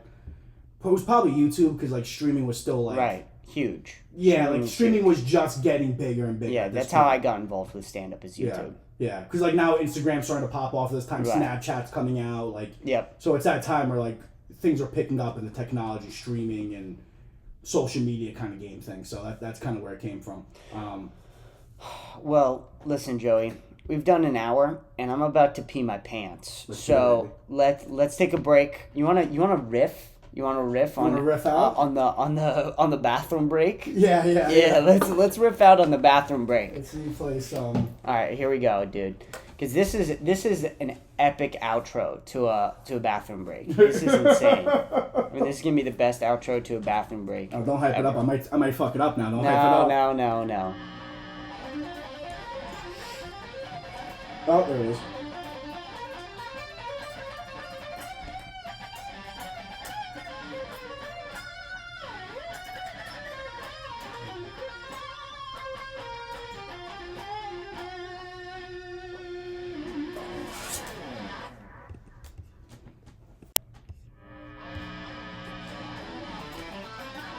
Oh, you know, let me restart this. Hold on, we're gonna fucking... You're good.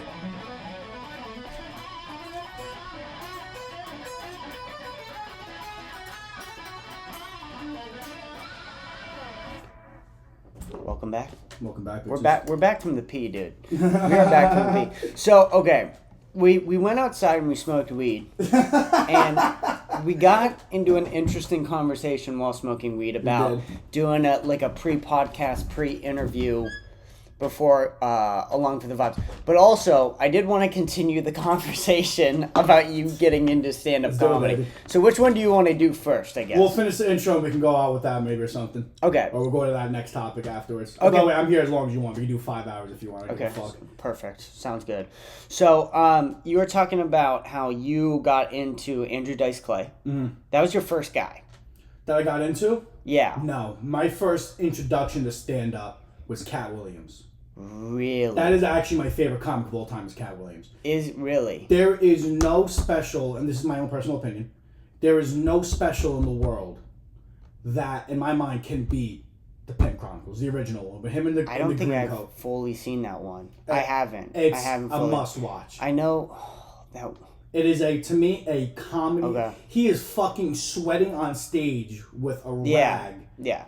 From running around, doing act-outs, doing different things. I mean... First of all, the level of commitment to the bits is unreal. To see him, you could feel the performance from the TV screen. That's what I could tell you right there. You could feel the fucking energy. And on top of that, just the way his angles that he goes about bits and relating. I don't know, man. There's just something so special about that one to me. And I thought it was maybe like a nostalgia thing, but I sat here and rewatched it. Unmatched. There's nothing more, in my mind, entertaining and good as the Pimp Chronicles. Really? He's there with the fucking perm. It's beautiful. The whole night. I gotta watch that one. I saw the most recent one. Did you see the most recent one? Yeah, I love Cat Williams, but I don't really like a lot of his recent stuff, I'll be honest with you. Really? It's not the same Cat Williams. And I understand he's older, it's hard, but there's a certain attraction I have, not in like a gay way, but a certain attraction to the Cat Williams of the Pimp Chronicles, that young, when he's playing the pimp character in Friday After Next, that there is a certain entertainment aspect, or I guess way I look at it, that makes me fall so in love with it and draws me so much towards it and makes it so funny and so good for me. Because remember, if we talked a little bit before about how I look at comedy as full entertainment. Yeah. So to me, it's everything there, including the music. Has its own little music bits throughout it and shit.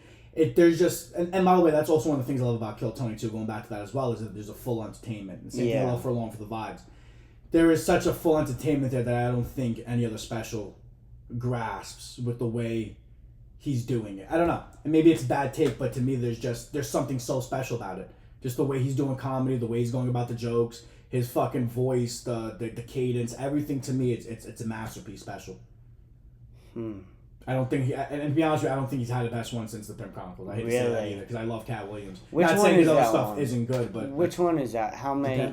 No, how do you know? Like number wise, which was that his first one? I don't think that's his first. I'm not that familiar with Cat Williams. I mean, listen, Yeah. I bet there are people who aren't into stand-up comedy who have seen what I've seen of Cat Williams and would tell you that they're a Cat Williams fan. Yeah. That's fair, yeah. You know what I mean? So I want to say, like, I'm totally unfamiliar, but, like, Dave Chappelle, I could probably tell you all of his specials. And Dave Chappelle's phenomenal. You know what I Yeah. mean? Like, there are guys where, like, I'm so obsessed with, where, like, Yeah. I could tell you all of their discography. You know what I mean? I'm not like that with Cat Williams. I'm a fan. Like, I watched the last special. I think I watched the last special before that, but I haven't gone back and watched old Cat Williams stuff. Okay, whenever you get a chance, watch that one, man. Dave Chappelle's interesting. Because Dave Chappelle's stand-up is classic stand-up band comedy. Yeah. But he's just so fucking good that it's like, it doesn't, you know what I mean? Like, you can't help but want to hear what he's going to say next. You know, I think I heard Andrew Schultz said this, but I forget. It might not have been.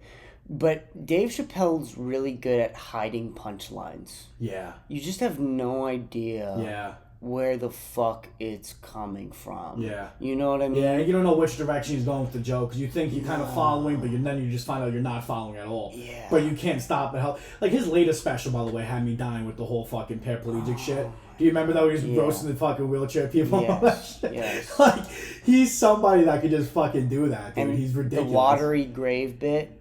And the, the story with the iPhone stealing. Yeah. And then, like, he goes on this really long charade about stealing the iPhone, and it turns out, you know, he just puts his eyes back and make him look like an Asian person to open his wife's iPhone. I mean, he's ridiculous, dude. It's, like, great. And the thing is it's not this, like, and I've heard this a lot, and it's true, but, like, the older, which not older, but the, like, younger Dave Chappelle, he was very much more punchy. Like, his punchlines came up faster. They were quicker. There's a lot less punchlines in the newer Dave Chappelle specials, but they're better, I think. Well, the thing is, I think they're better. Dave Chappelle's a master storyteller. He just is. Like, you ever seen those specials that he does where he, like, put him on Once in a Blue, and it's like him smoking a cigarette on a stool talking bullshit? Yeah. It's like it's like funny because he's just funny in general, but it's not like, he's not sitting there slinging jokes. No. Like, he's just fucking talking, and like, he's just he's so good at getting your attention. Yeah. That he could pull it off. That's the thing. And, like, I feel like there's a lot of, like, and I hate to say it this way because I don't want to talk shit about other people and stuff. Especially, I'm still so new. I can't stay here and talk like, oh my God. But, like, we're both dog shit in comparison of Dave Chappelle. Yeah, and I think a lot of people are. Majority of people. But, like, even just in the regular comedy scene, there's so many guys that are funnier and way more talented than I am. Right. You know, but I think guys like Dave Chappelle that can, like, really draw you with a story has almost kind of, like, I don't want to say ruined comedy. Oh, I see what you're saying. But it's made it, like, where a lot of people do this, but a lot of people aren't that interesting or can grasp your attention like that. Right. And now it becomes what I call campfire comedy. Campfire comedy? Where it's just non-stop storytelling, no fucking punchline for fucking 10 minutes in. Or it's this crazy, wacky story that your friends would find funny at a campfire. Well, there's still guys because they're laughing, they know you. Yeah, there's still guys that can do that. I mean...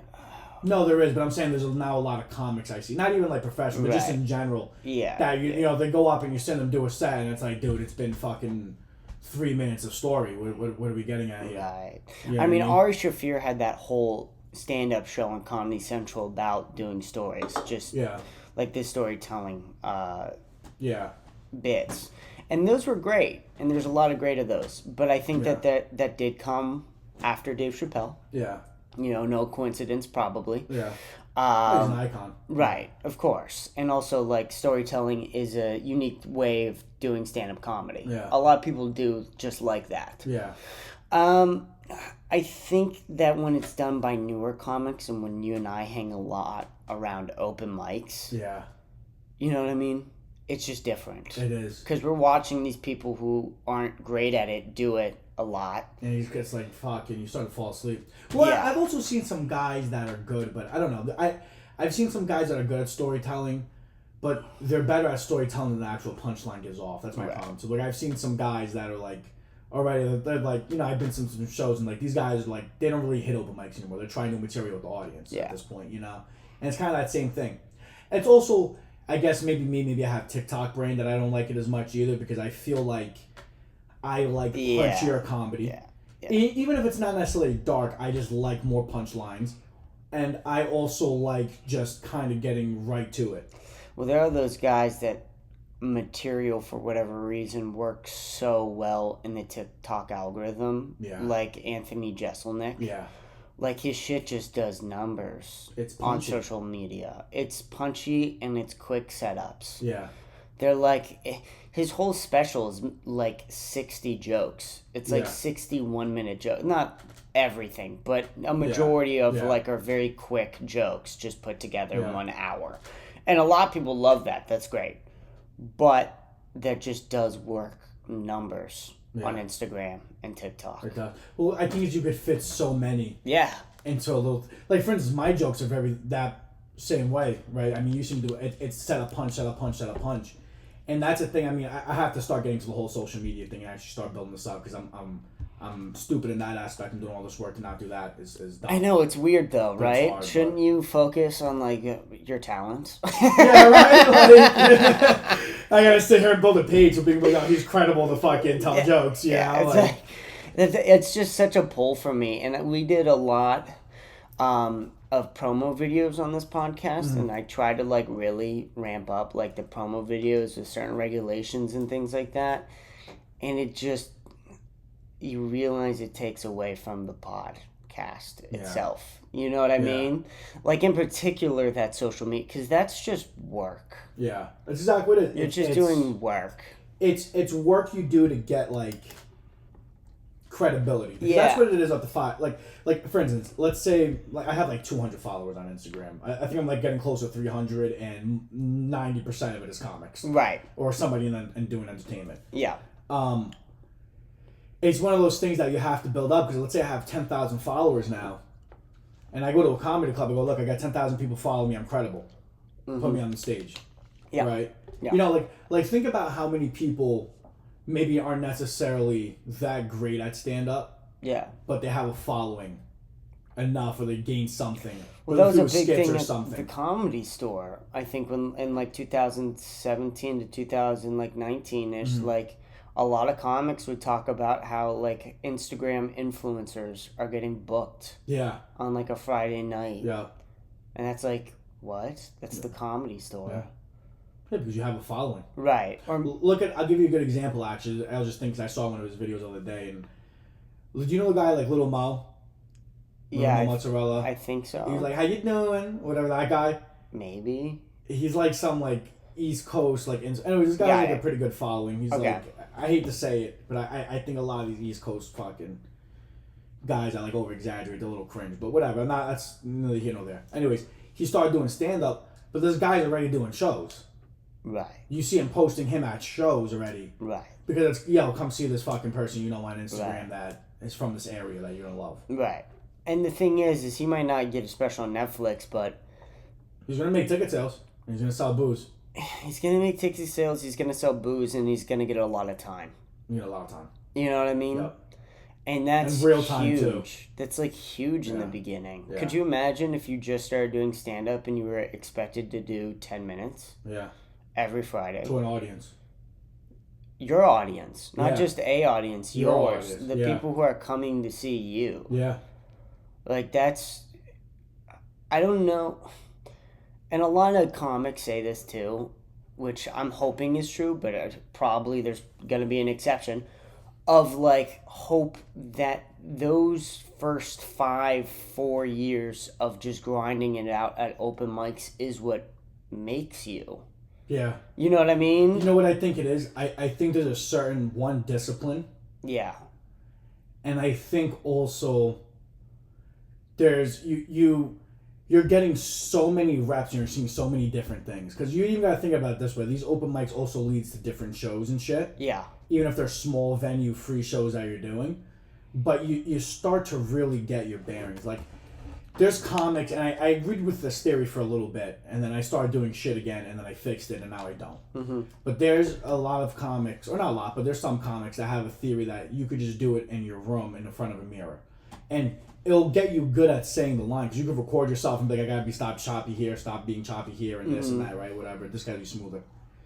So it gets you good at doing the lines, but it doesn't get you better at performing. No.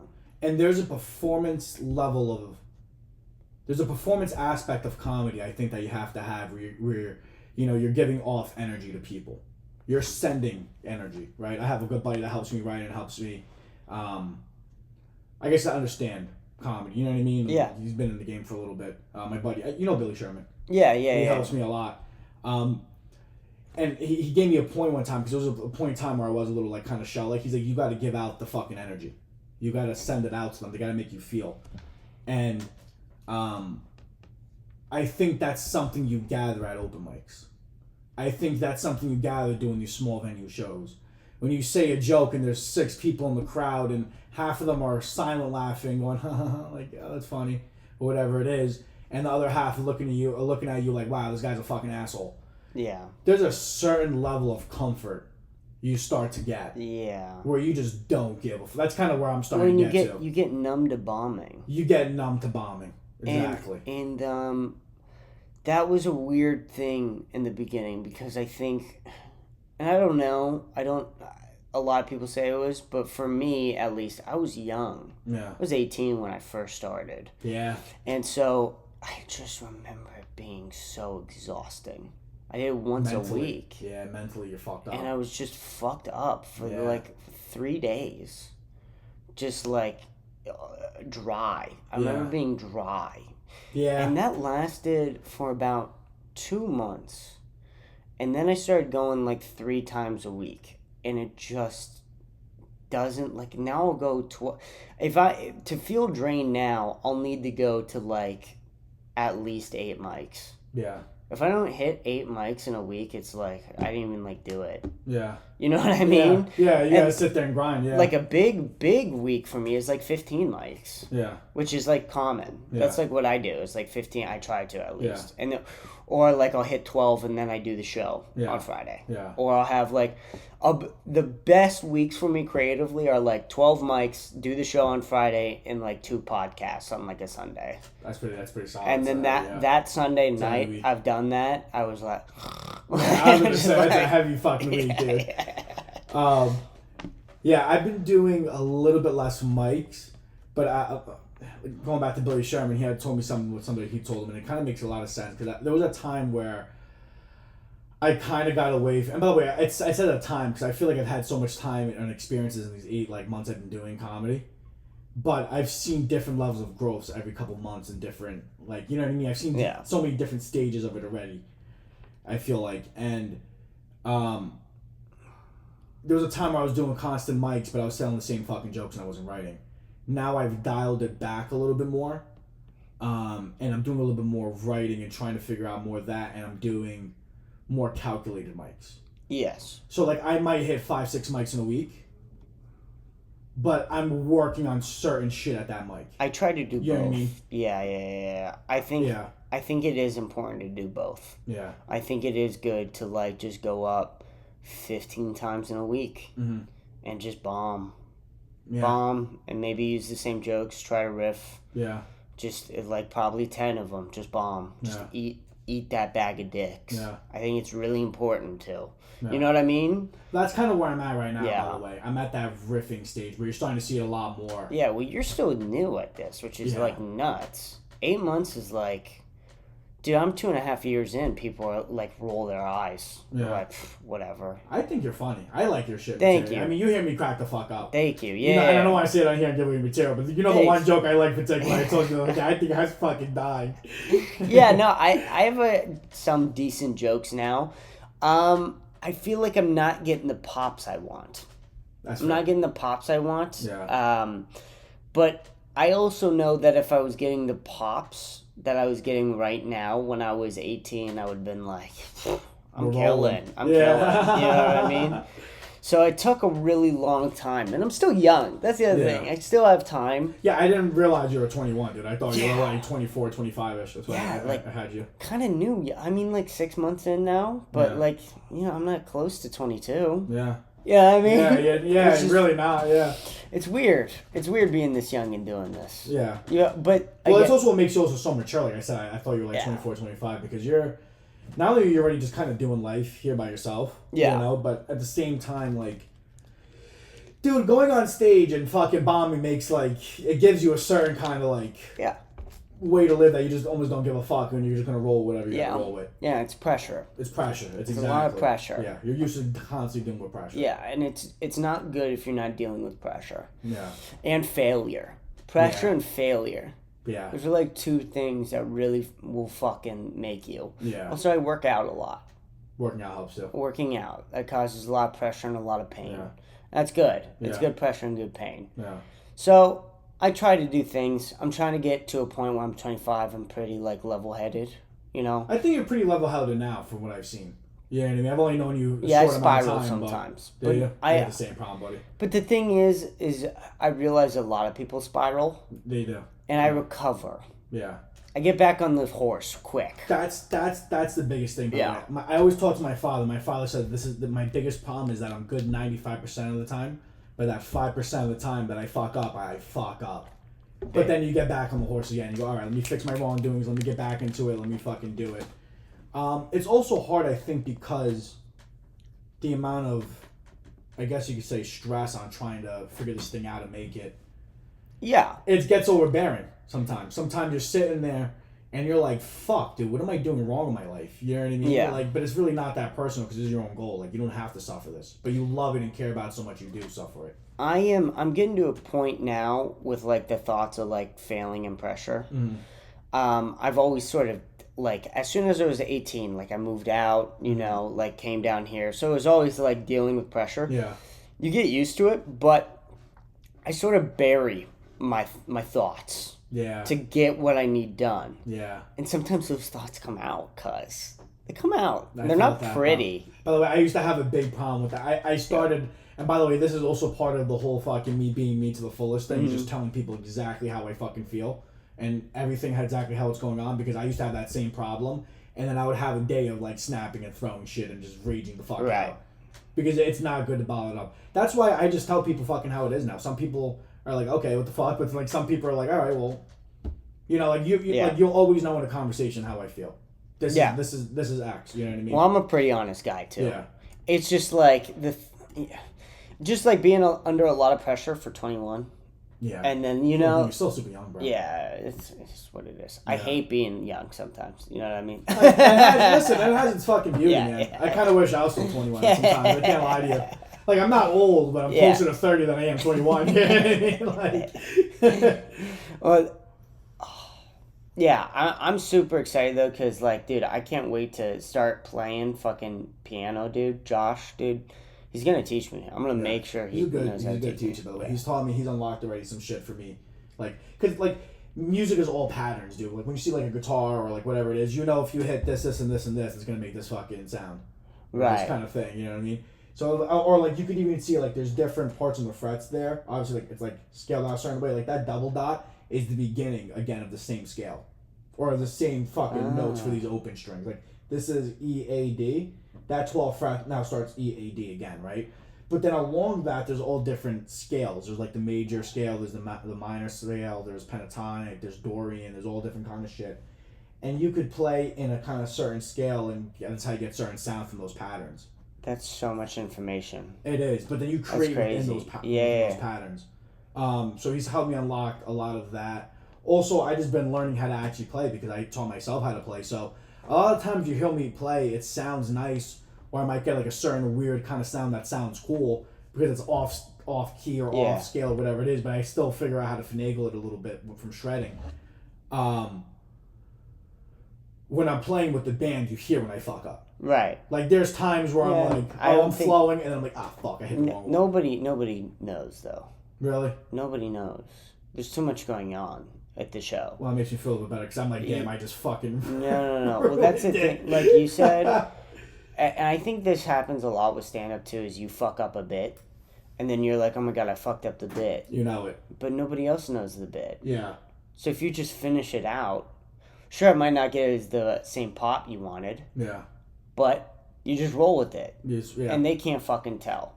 And I think it's even harder with music to tell. Because, like, all the words you just said that, like, kind of processed through my brain. But also, I had no idea what you were talking about. You know what I mean? Yeah, like, on another deeper level, I knew you were speaking English, but I had no idea exactly what you were talking about. Yeah. And so I think people who have no idea what is with music, like have no concept of how it works, they're just hearing sounds, bro. Yeah, that's true. That's true. What I mean? Yeah. We were talking about, what were we talking about? Do you have anything you wanted to say? About what I just said or previous conversation? No. I mean, I was going to say to that pretty much just fucking... It does make sense, but to me, you're right, I do notice it so much that sometimes it fucks up the flow of it. Yeah. Because I'll hit a wrong note, but like in a good, like, I'm in a rhythm. But to me now, I fuck up the rhythm because I know I fucked up. Right. You know what I mean? Does that, like, do you think it affects your performance? I think that's just you getting in your head. It is. A little bit. Sometimes it does, and I notice with stand-up, if I fuck up a bit, talking about conveying the energy, sometimes I'll bring in the energy. And it fails for that reason, because I could have went through it if I just relaxed for a second. But I tighten up, I'm like, fuck, and then I blow it up altogether. Yeah, I think it goes away after with time. I think so, too. I think it's a lot better. Yeah. You're young, too, though. 27, man. Yeah. We're both young. But the pre-podcast before the Along for the Vibes, dude, that'd be sick. I think that's a cool thing. Maybe we do like almost because I couldn't do pre-interviews. I'm not that interview guy. You'll probably post like anything about this. No, not post not like that, but like a talk. Mm-hmm. I could like host a talk, like sort of this. Yeah. You know what I mean? Like I can keep a conversation going. Yeah. I think it'd be cool if we get some of the fans that are like, they go out for like the random day, say, hey, do you want to get a couple minutes on there and think what you think about the show? Yeah. Yeah, I bet I could try that. I could try it. That's cool. You get some people fucking... I can't say no if Courtney would think that would be a good idea. I'm thinking just crowd interaction. That's what, you know. Right. But I think it would be cool if you had maybe a talk of like, maybe it's like 10 minutes or whatever. There's nothing crazy, you know what I mean? But just... Sure. Fucking something that's... Or maybe longer, short, whatever you think. But just a thing of it's like... How do you think the show went? What were the highlights of the show you thought? What was, you know what I mean? Something. I think it would be cool if we got there at like 4:00. If we got there at like 4:00, set up everything, we were done by like 6. We recorded for like an hour, all of us. Yeah, set up for the show. Set up for the show. You guys can riff during the pod. Yeah. Like it's a pre. Yeah. Yeah. Yeah, I think that's really cool. I would get there. Yeah, that would be cool. Huh. Interesting idea to fuck with, dude. Yeah. It might be too much. Yeah. Some things are good when you're stoned and you think about them. And then in reality, it's like, this isn't gonna... Play out how you thought. Yeah, this is not gonna work. That's also like with music, by the way. You ever had that happen? No. You find some fire fucking song. You're ripped. Oh, You're yeah. Like, this is money. You wake up the next day sober, you hear it. It's like, what the fuck is this? Yeah, this is dog shit. This is garbage. Where did I find this? Well, isn't that the thing with the Grateful Dead? Yeah, that's like, the thing. You can really like only enjoy it if you're on acid. Isn't that their thing? It is their thing. That's their Grateful Dead thing, right? Like you gotta be literally in another dimension. That's like psychedelic music in general, dude. Yeah. You ever try to listen to psychedelic music sober? Yeah, it's terrible. It's horrendous. It's absolutely obnoxious. And it's like soul sucking, and you just drains the energy out of you. Yeah, but apparently. I mean, it's better stoned. That's what I'm saying. And when you're stoned, you listen to it, you're like, oh, this is fucking... Have you done hallucinogenics? I did shrooms for the first time. When was that? A couple months ago, actually. Really? 2 months ago. How was Crazy. that? Crazy. Oh, dude. All right. So I had a weird experience in the beginning, and then it wound up getting great. Yeah. So I take it. My cousin comes down from Jersey, and he had taken it once already, but we were talking about wanting to take, because I've always wanted to take shrooms. I don't mind, because like I said, I took lean before, and I don't want to get back into that like chemical bullshit. That's all fucking. That's gay. But I don't mind. Drug addiction is gay. You know. It's fucking get out of here, dude. Stupid. Go suck some dick instead. Come on. Yeah.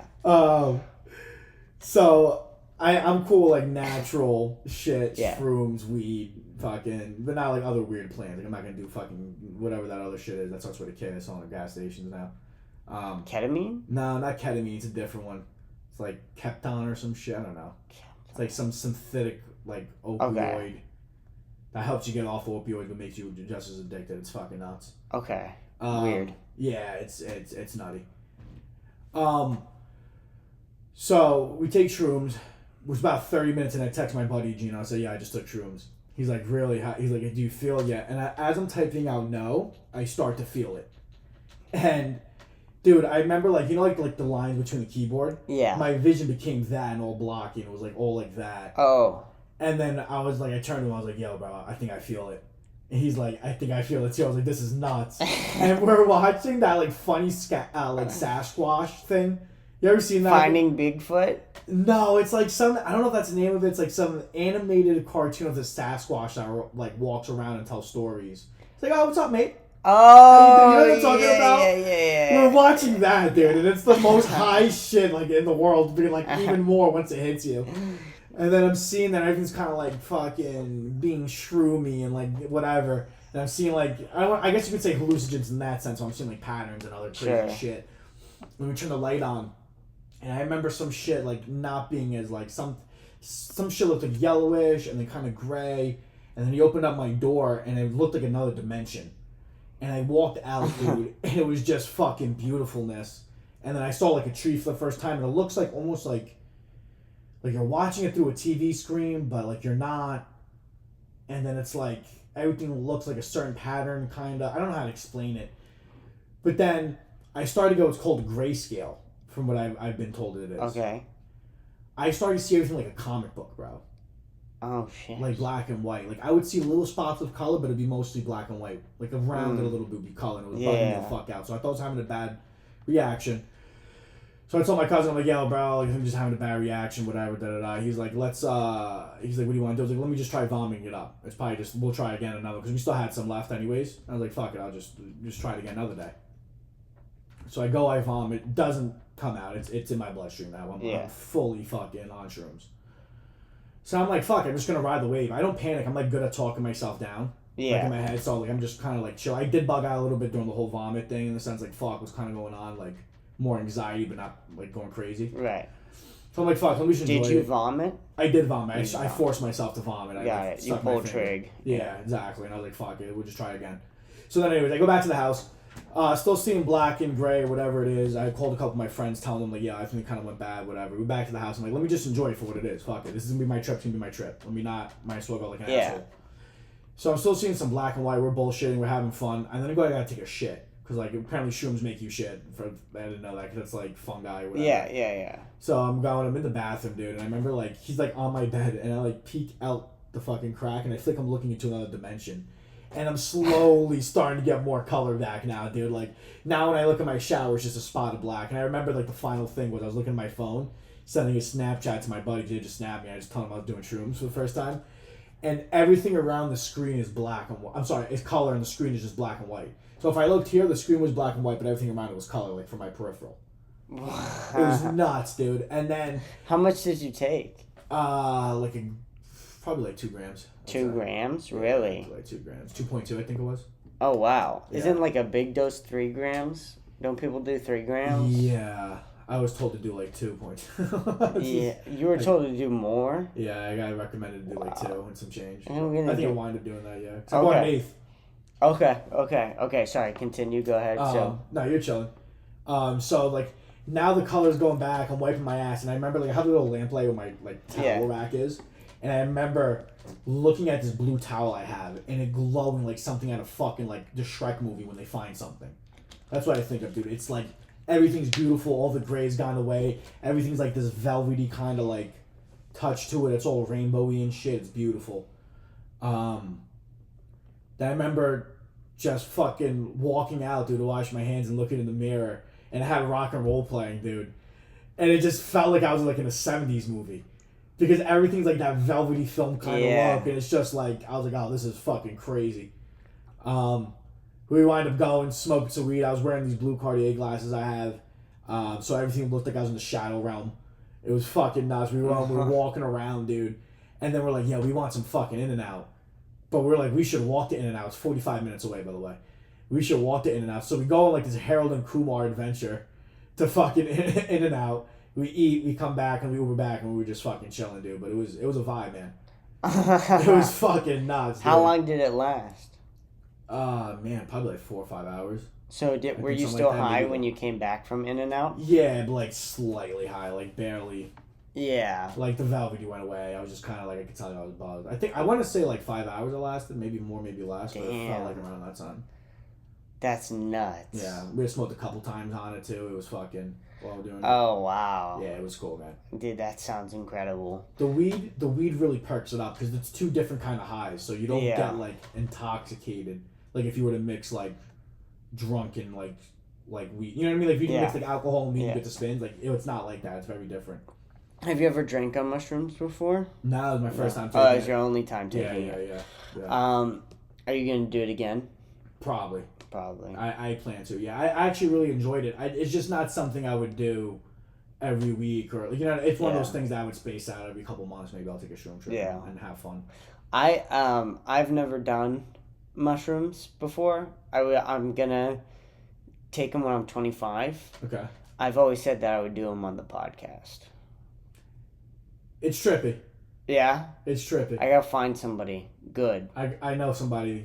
No, not for the... Oh, you mean for the podcast? For the podcast, yeah. I hear you saying. I couldn't be alone. I wouldn't be able to be alone on a podcast taking mushrooms. No. I feel like I would break down and start crying. I'd be like, what have I done? What have I done with my life? I'm on a podcast high on mushrooms by myself. There's what's going on? Trauma everywhere. Yeah. Couldn't do that. Yeah. But like with like a funny guy, I could do them with you. I'd be happy to take shrooms with you for the first time on here. That'd be crazy. That'd be nuts. I could do it along for the vibes for the first time. I'm just off to the side. You guys are playing music. I'm faded. Probably looking at us and start. Yeah, by the way, like the table gets like a little like pattern kind of movement going and shit. Like it gets trippy, dude. It gets fucking trippy. I actually am starting to get a little excited for it. I've always said I'll wait till I'm 25. And I'm going to, but I am getting a little excited for it. It's fun, dude. I waited till I was, I guess, 27. Yeah, you were already 27. Yeah. I've been wanting to do it for a while, too. You know, there's a little bit of, like, I guess everybody reacts different to it, and maybe it was better I took it older because I'm able to, like, you know when you get really, really high and you start bugging out and then you talk yourself out of it? Yeah. You're like, you're just high, bro. Relax. Yeah. I had a lot of practice up until that point. Right, so even when I had the grayscale, I was kind of like, what the fuck? I was like, all right, well, this is just me being high. Right. I'm not going to stay like this forever. And fucking whatever hour is going to go away. Just relax, right? Yeah. So I think there's an aspect of that.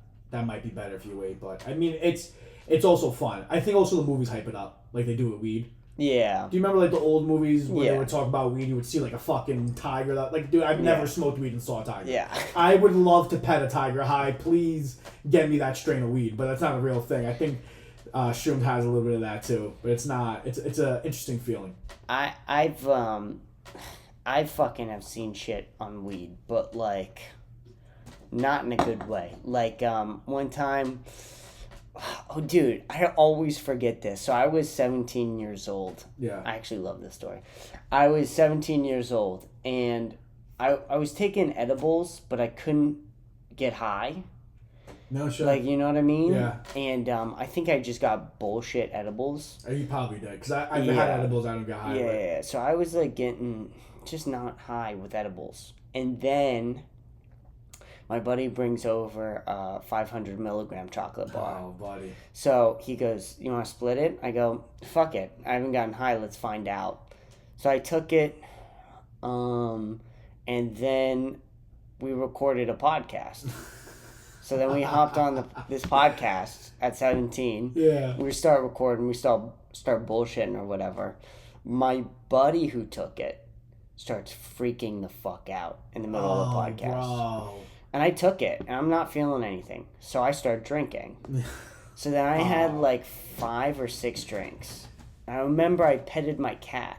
And I started at the top of his head, and by the time I got to the tail, I was in another dimension. Oh, hit you. Yup. I greened out and fell asleep. Oh, fuck yeah. And I fought Darth Vader on it. And I was playing a lot of Battlefront at the time. But I fought Darth Vader and died and woke up.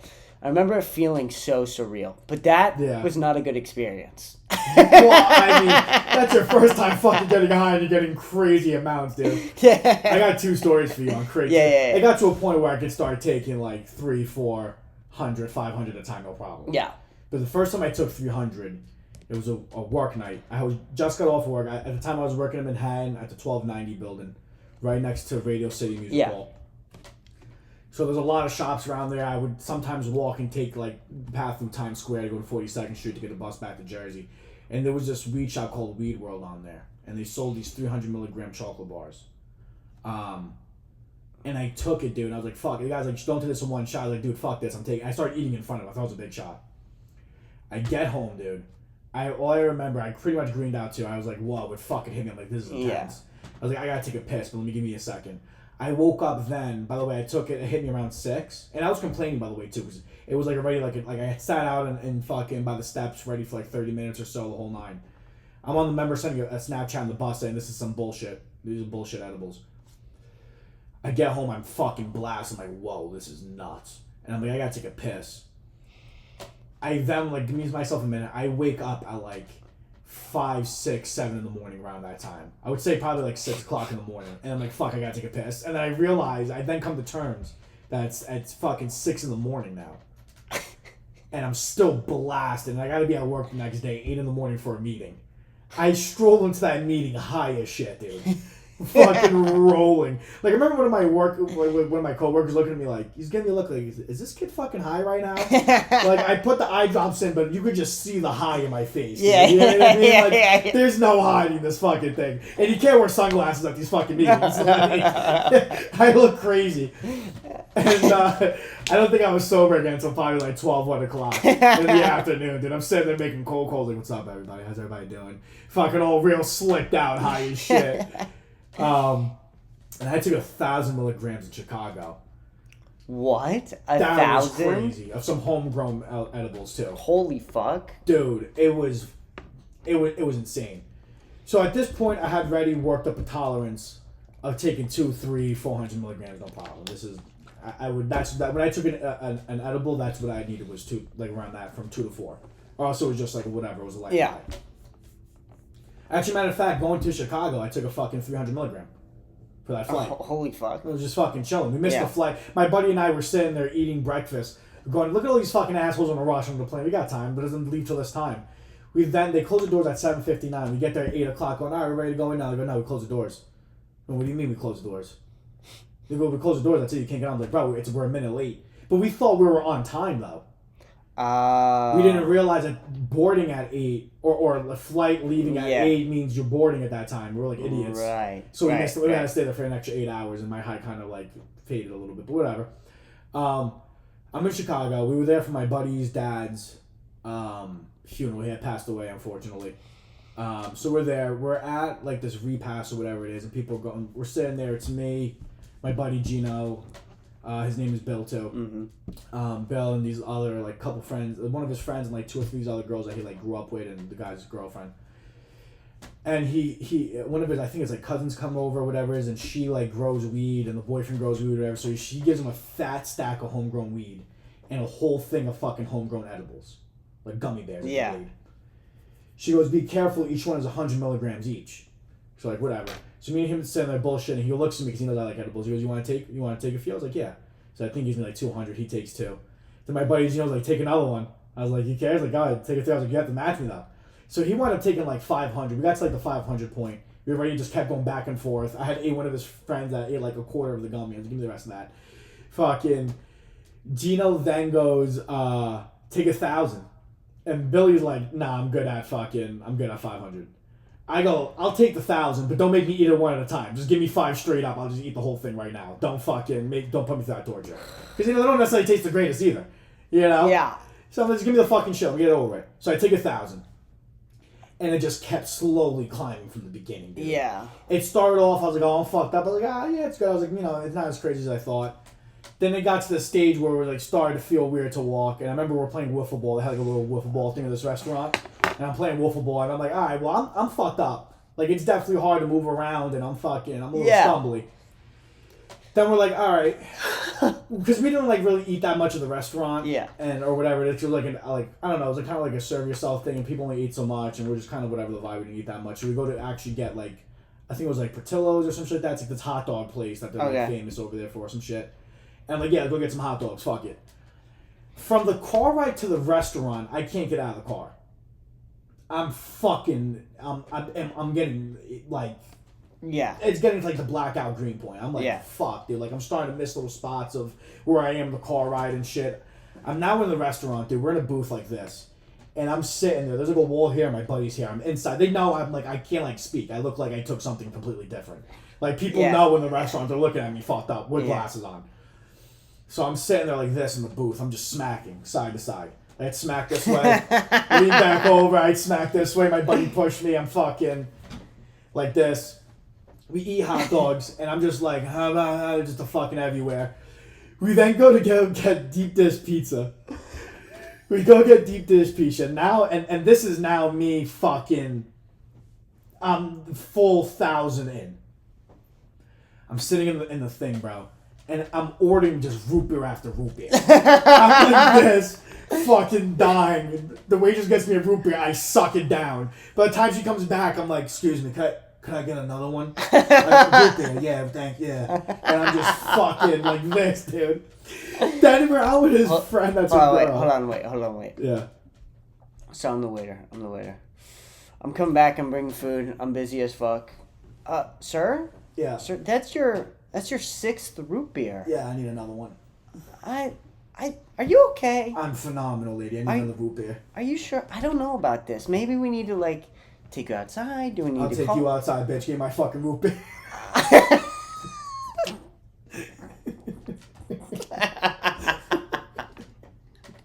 Yeah. Okay. So you get the root beer.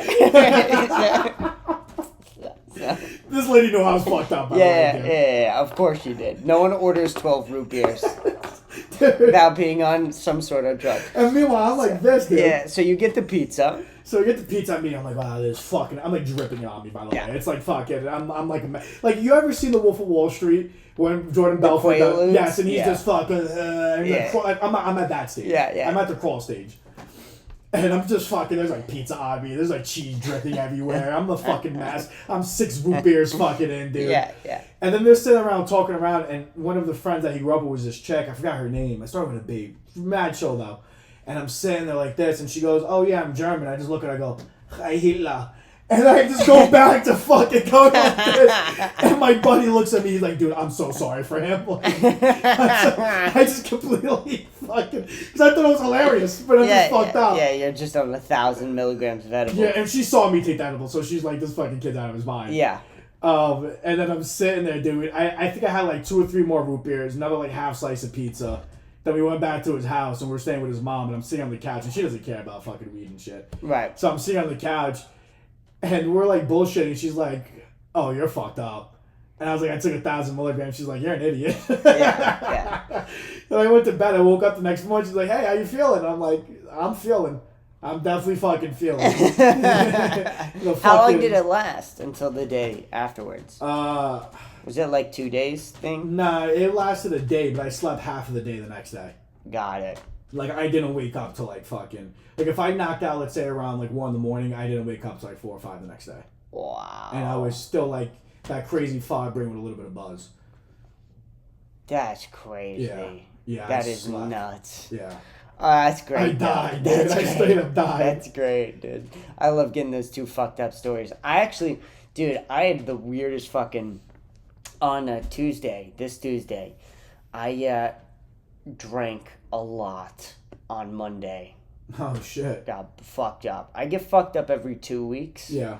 Like, literally blackout, embarrassingly drunk every 2 weeks. It's like a rule of measure. It's not good. It's not good. Well, at least you only limit it to once every 2 weeks. Yeah, it's once every 2 weeks. So, anyway, I get fucked up. And I can't fucking sleep. Oh, I hate that. I can't sleep, and I got work the next morning. And I stopped at 11. Yeah. But I was still It's going. way too, like, fucked up. Yeah. And then the drunk started to wear off, but then the hangover kicked in. So then I couldn't fall asleep. So I'm taking melatonin, like a lot of melatonin. Yeah. And I probably took like 15 melatonin. You're fucking nuts. And I took the last I took 10 at 4 o'clock in the morning.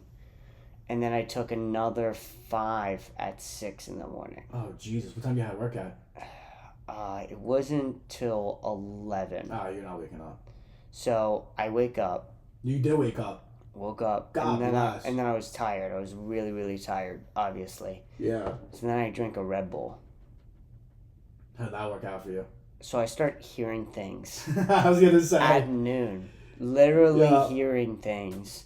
Like tripping dick. Yeah. Right before rush hour. Yeah. So then we go through rush hour, an hour and a half. I'm hearing orders that aren't there.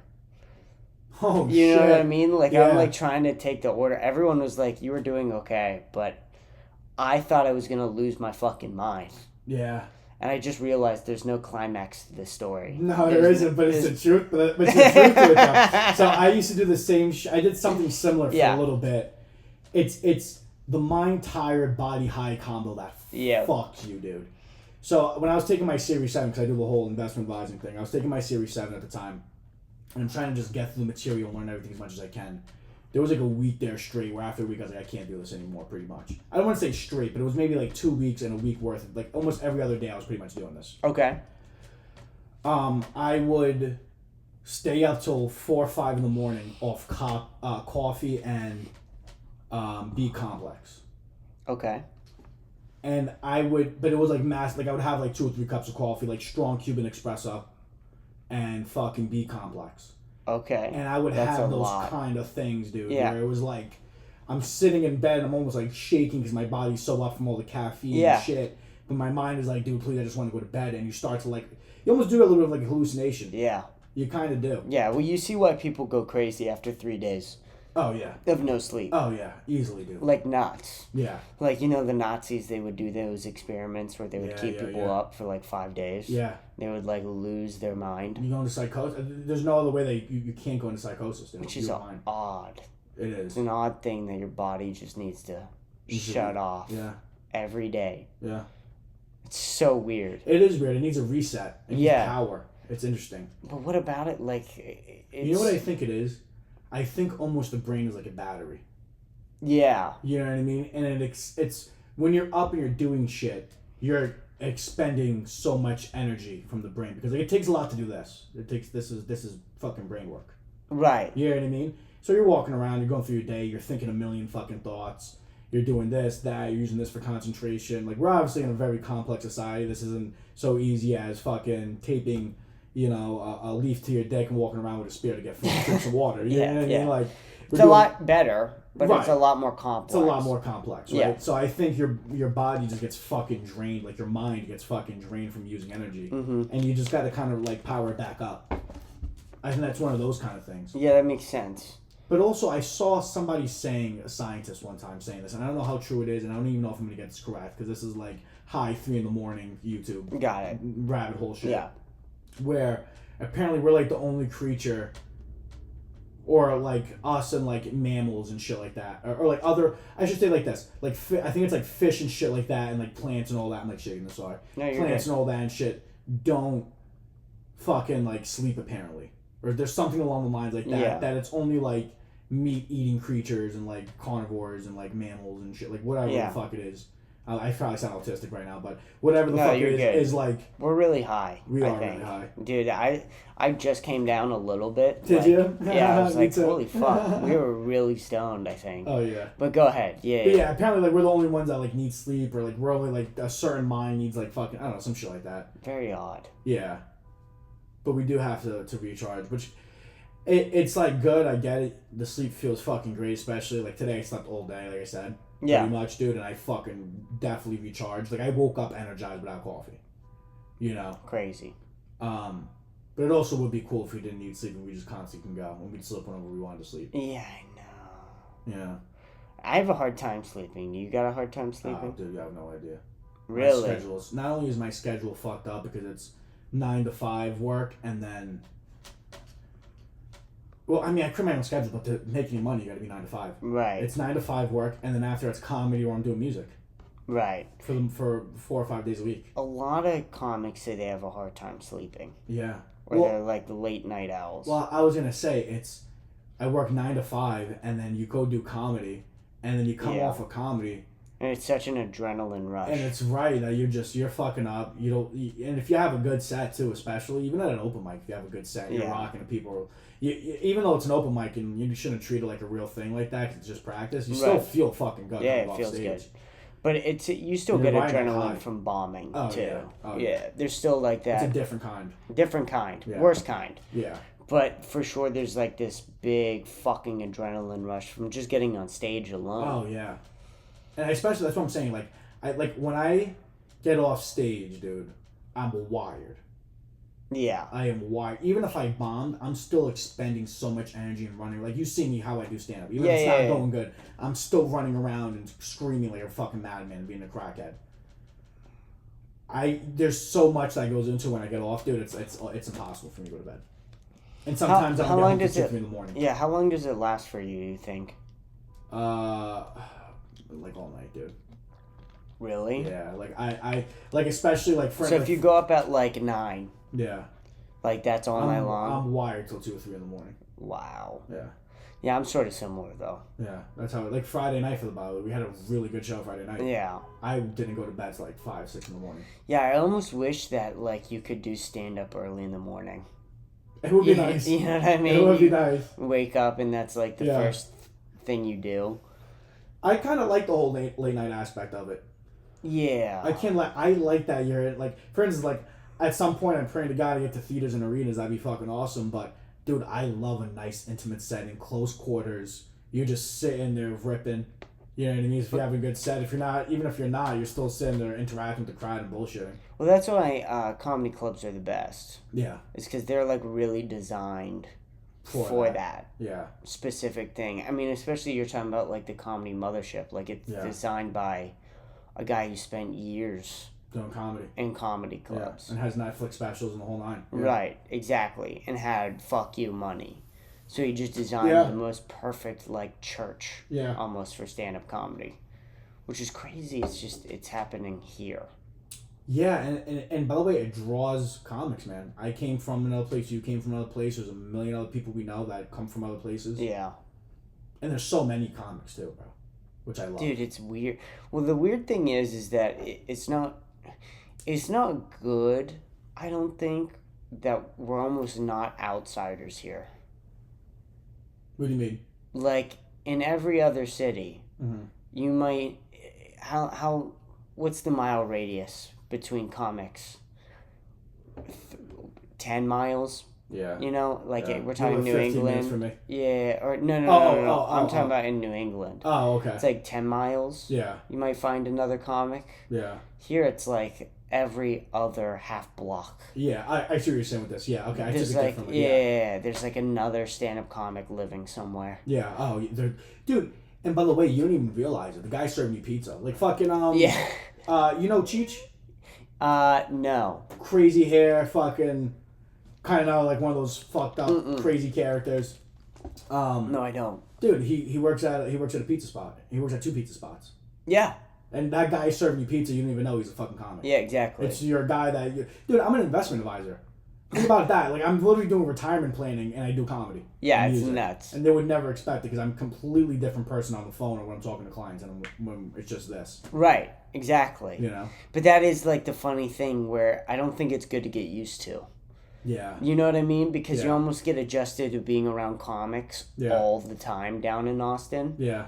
Rather than like Dude, they're hard to find in New England. Yeah, they're hard to find outside of Austin, I think, Yeah, like yeah. that, dude. Like, and that's also the thing, too. I kind of agree with that a little bit for the fact that, like, I feel like personally, dude, it's gone to the point that I only like hanging around with the comedians for the most part. Yeah, no, and you don't even realize it. Yeah. You don't even realize it as it's happening Yeah. until you hang out with, like, a normal person. And you're like, this is not as fun. This is terrible. Yeah, it's like not. This is horrible. Yeah, What's you, going like, on? You, like, can't be a crackhead. You gotta be like a normal human and, like, blend in with the world. And they have, like, a type of humor that's, like... Not fun. It's Or funny. you thought it was fun while you were, like, a part of it. Yeah. But then now that you're hanging around, like, the funniest people that you've ever met, you're going, what? Yeah. You know what I mean? Yeah, it's That's like- not everybody. A lot of, like, typical humor is, like, that dry, sarcastic humor now. That's what it is. It's like, what the fuck is going on? Yeah. It's to the normal. I hate to say normal person. Like, I'm not a fucking. I'm not a normal person. I'm a fucking crackhead. Yeah. That's what it is. But so I guess for the normal person, it's like that's funny and like whatever it is. But then you hang around comics and you're just hearing the wildest shit being ever. said. Like, and you're like, you can't help but like roll in your chair, and start laughing. Right. Like, it's like, dude, why would I want to go hang out with dry fucking sarcastic people? Right. Like, Exactly. And go grab at a bar like some weird fucking like nightclub place that's like not even that cool. Yeah. And also, here, when you hang out with comics, you can say whatever the fuck you want. Oh yeah, and there's no slipping up. No, like I said, anything shy of the N-word is good. And some comics will let you say the N-word, they don't give a fuck, dude. Yeah, so I was like, yeah, dude, just fucking don't bring it outside this, you know? But other than that, dude, it's like, you fucking... Yeah, it's fair game. Dude, you know how many fucking crazy Jewish jokes I've heard, or crazy rape jokes, or like dead baby jokes, where you're like, yeah, that's actually like, you're like a terrible person, but that's fucking hilarious, you know? Yeah, in any other situation, this has dire consequences. Yeah, I'm like canceling. But here, everybody it's as, like, the fine, asshole. yeah. Oh, dude, comedy circles are the best, man. People don't know what they're missing out on. No. Could you imagine? Yeah. Imagine not being a comic? No, dude. It's like one weird. of those things that I changed my whole life around. Yeah. I was in a 9-year relationship. I was supposed to get married and everything. I gave it up to come out here. Really? Yeah, man. Were you engaged? No. So I just... You're good. It was, started dating senior year. And then I think we just kind of kept growing more and more apart because we were so young when we started. And we just wanted such different... She's more of like... She even said it when we broke up. She's like... More of a small town girl. I like to be around my family. I don't want to go adventure. Touring to me doesn't sound fun at all. I want 9 to 5, sit home on Sundays and watch the Giant or the Steelers for her, which is cool, dude. There's nothing wrong with that lifestyle. I get that completely. But for me, I want to go travel America, God willing, if I can go on tour and fucking go city to city and do all this fun shit. Yeah. That to me, that's fun, dude. I would love to wake up in a different city every night and party and go nuts and make people laugh and entertain. You know, so it was one of those things I told her, like, I want to go out to Texas. I was like, I spent a month there, which she knew about. Spent a month there. I fucking loved it. And I was like, I really want to do this. She's like, I don't want to go to Texas and do that. And it got to one of those things where we just kind of started realizing we're just not compatible. And I was like, you know what, I'm gonna go do this. Because she gave me the option to still stay and live, and I was just like, I want to go to Texas and do this. This is my, like, it's not even like, it's my lifestyle that I'm not living. Like, I do this already. Right. Without doing comedy. Because I was already doing comedy for a couple months, but I was like, this is, like, I'm so aligned with doing this personality-wise. This is always who I've been. I feel at home. I feel the best when I'm on stage. I feel the best when I'm around other comics. Like, I want to go do this, and it was one of those things. I had like $7,000 in my 401k, I cashed it out. Got an Airbnb here, then an apartment. Left my friends, family, and even a 9-year relationship fucking 1,700 miles away, man. Said, fuck it. Holy fuck. This is what I want to do. Yeah, man. Are you on good terms with her? Yeah, we ended it good. It was good terms. I talked like a month after, and it was like, hey, if you ever need anything, I'm still here. And, you know, if you ever see me in Jersey, don't be like weird. Oh my God, there he is. Come give me a hug and say what's up. And it wound up being, it was good. It wasn't a messy breakup, which God blessing is good, man. But, you know, it was the toughest decision of my life up to that point. Because I was set on marrying this chick and trying to get my shit. I also didn't have a job. Yeah. Really. Like, I was in such a depression because I was living a life I didn't want to live. Right. And I couldn't be happier the way I am now. I'm still struggling. doing shit. Right. But it's the happiest struggle of my life. Really? So you don't regret the decision at all? I wish That's I beautiful. came out here sooner, man. Really? That's my only regret. I wish I came out here sooner. Dude, that's beautiful. I appreciate it, That's man. fucking awesome. And I feel like I've developed so much, not only as a comic and an entertainer, but I feel like I've developed so much as a person since October being here. That's awesome, man. Yeah. That's I great. love it. Well, pressure creates diamonds, man. Yeah. And you went through all that shit, dude. That's a lot to fucking leave behind. Yeah. You know what I mean? But that's probably what it takes. It is, man. It's what it takes. And I still talk to my buddies back home all the time, especially my buddy Gino. We fucking FaceTime for like 2 hours sometimes, just bullshit. And he makes some music too, so he makes like beats and stuff like that, like rap beats. So yeah. he was showing me shit that he's working on. That, but like super talented guy, crazy. I wish he would go into it like fucking that was his job, but yeah. I get it. He ever thinks about moving down here? Yeah, he become a fucking producer, bro. Yeah, He's fucking gnarly, but but I came down here, fucking met all my friends are comics. Yeah. You know what I mean? The comedy scene is my home. That's beautiful. Like you're part of the home. Billy Sherman, Gabe Toll, like Big Vinny. I know he had some bad reps on whatever, right? But Big Vinny's part of it. All the comics you see day to day, fucking walking around. All these people are part of my home, man. Yeah, there's something special going on you here. know? There's something real special going on. You feel it when you hit the city. Man. You feel it. There's a certain vibe that I don't ever want to leave that's in this place. All right, man. Do you want to play a quick... I have to pee again. We can come back. Okay. But I have to pee again. Too. I need some water. You wanna play a quick outro bathroom song again? You know what? I'm going to play this. It's a riff I created. It's about 30 seconds. Okay. Sounds good. It's my favorite one I play. Yeah, a little bit of bathroom break rap. Bathroom break rap.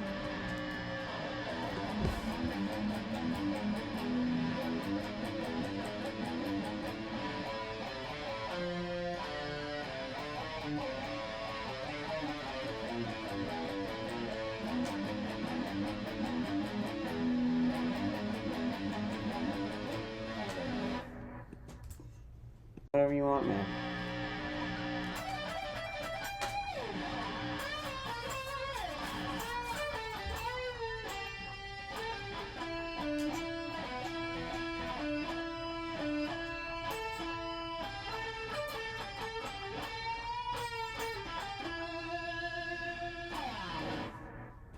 We're back. We're back We're back from peeing, dude. We're back, dude. Who are your like musical influences?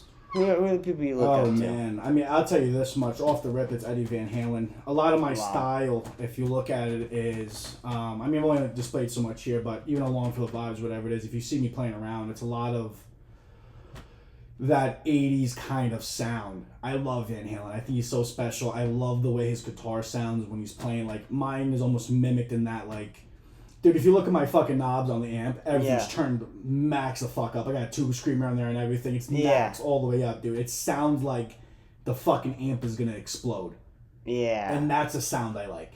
That's it. That's your sound. That's what I love, and I kind of go more naturally to that kind of when I play a little bit.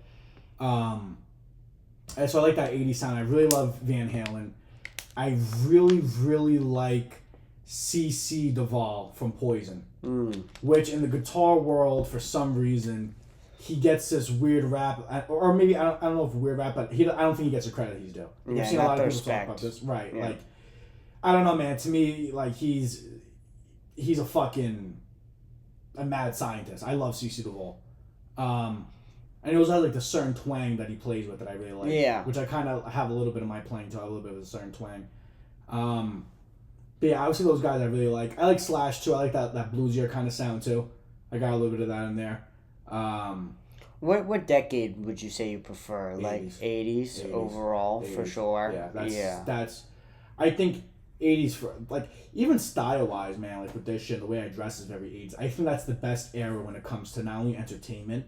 I mean, think fucking WWE, Randy Savage and Hulk Hogan, and everybody's all fucking crazy, bedazzled out. Everywhere you look, it's big fucking shit like this. And certain crazy styles. The music's crazy and flashy, and that whole era to me is I think is the best era in fucking history.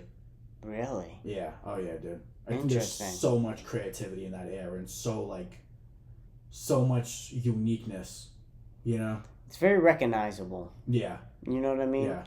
I'm not the biggest fan of the 80s. No. But I could see where you would like it. Yeah. You know what I mean? Well, if you know me personally and you see Yeah. how flashy and fucking crazy I am, it's like that. I have that kind of fucking crazy 80s vibe. Yeah. Yeah, I get that a lot from you, man. Yeah. Do you like TV shows or movies from them too, or just you're more specifically talking about Fashion entertainment, I would fashion, say. I mean, my music. favorite movie of all time is from the 80s, and I think I just love it because it's so nostalgic. I used to watch it on repeat as a kid. What is it? Back to the Future. Oh, okay. Love Back to the Future. It's a my great favorite movie. Yeah. Great movie. That was a great decade for blockbusters. Oh, yeah. You know what I mean? Yeah.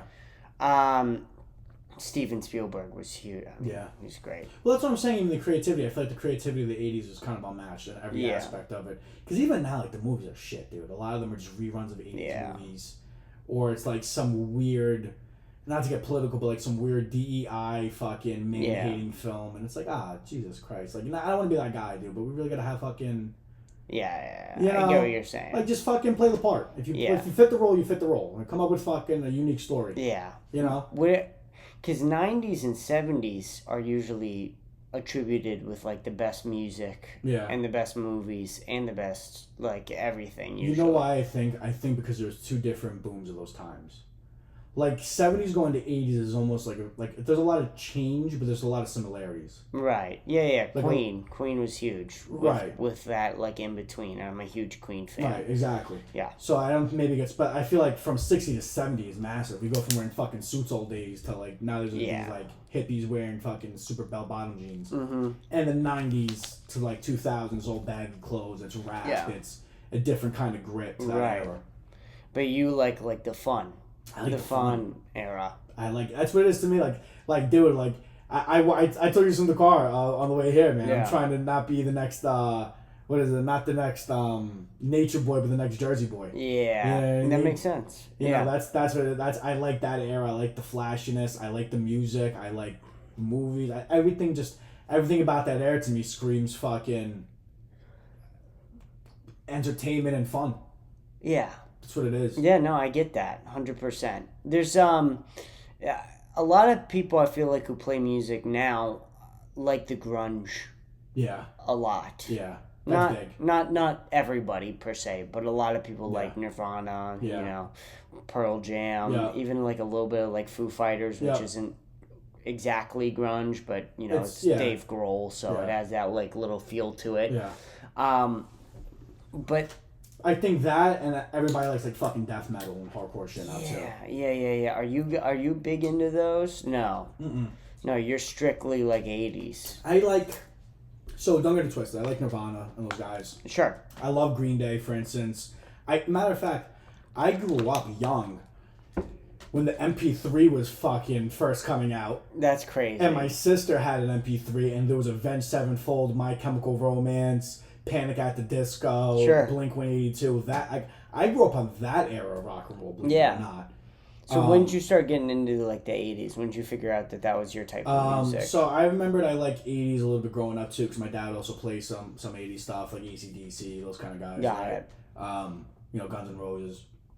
But after I picked up my buddy's guitar, I started listening to different kind of, eras of rock, trying to figure out what I really like, and just that, dude. There's just such a flashiness with 80s playing that it just hooks your ear. Like that's the shred era. When people are like, yo, you're a fucking shredder, that's 80s.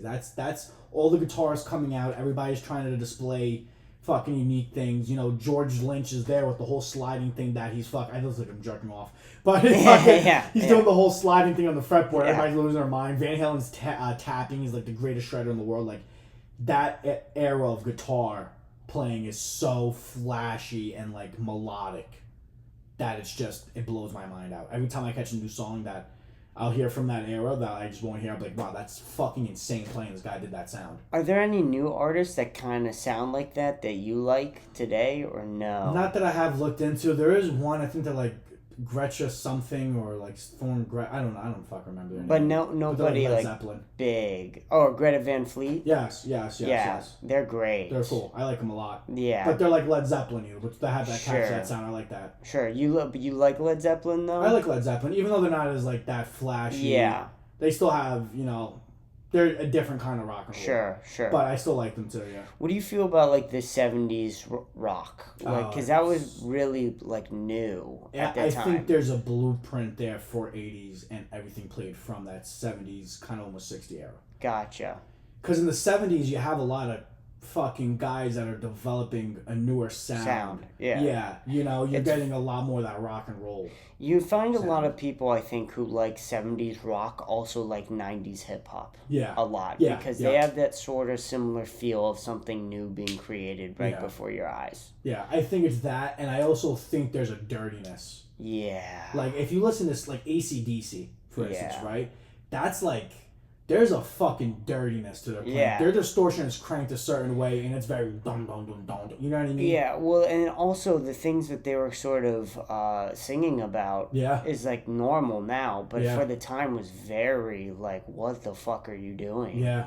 Like Highway to Hell, that was like, big for Christians. You know what I mean? That was a big problem with them. They sort of made fun of the devil a little bit, so they were the bad people. Yeah. And that's the thing. Like, it's just music at the end of the day. Yeah. Like, these guys aren't fucking Satanists. Right, exactly. But that's exactly what it is. There's like a dirtiness to it, man. Yeah. It's so fucking... I don't know, man. I love that era too. I like the 70s. Like I said, I like the flashiness of the 80s, and I try to replicate that as much as I can because I like shredding and going crazy and those like fucking crazy like wah-wah sounds. But because before the 60s, it was almost like Elvis was like the craziest thing. Right, which is like...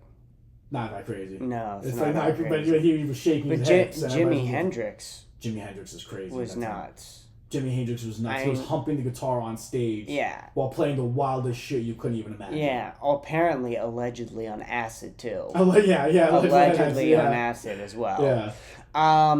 What do you think about Jimi Hendrix? Because a lot of even people from today go, I don't know how the fuck Jimi Hendrix was doing this in the 19. Yeah, he's ridiculous. I like...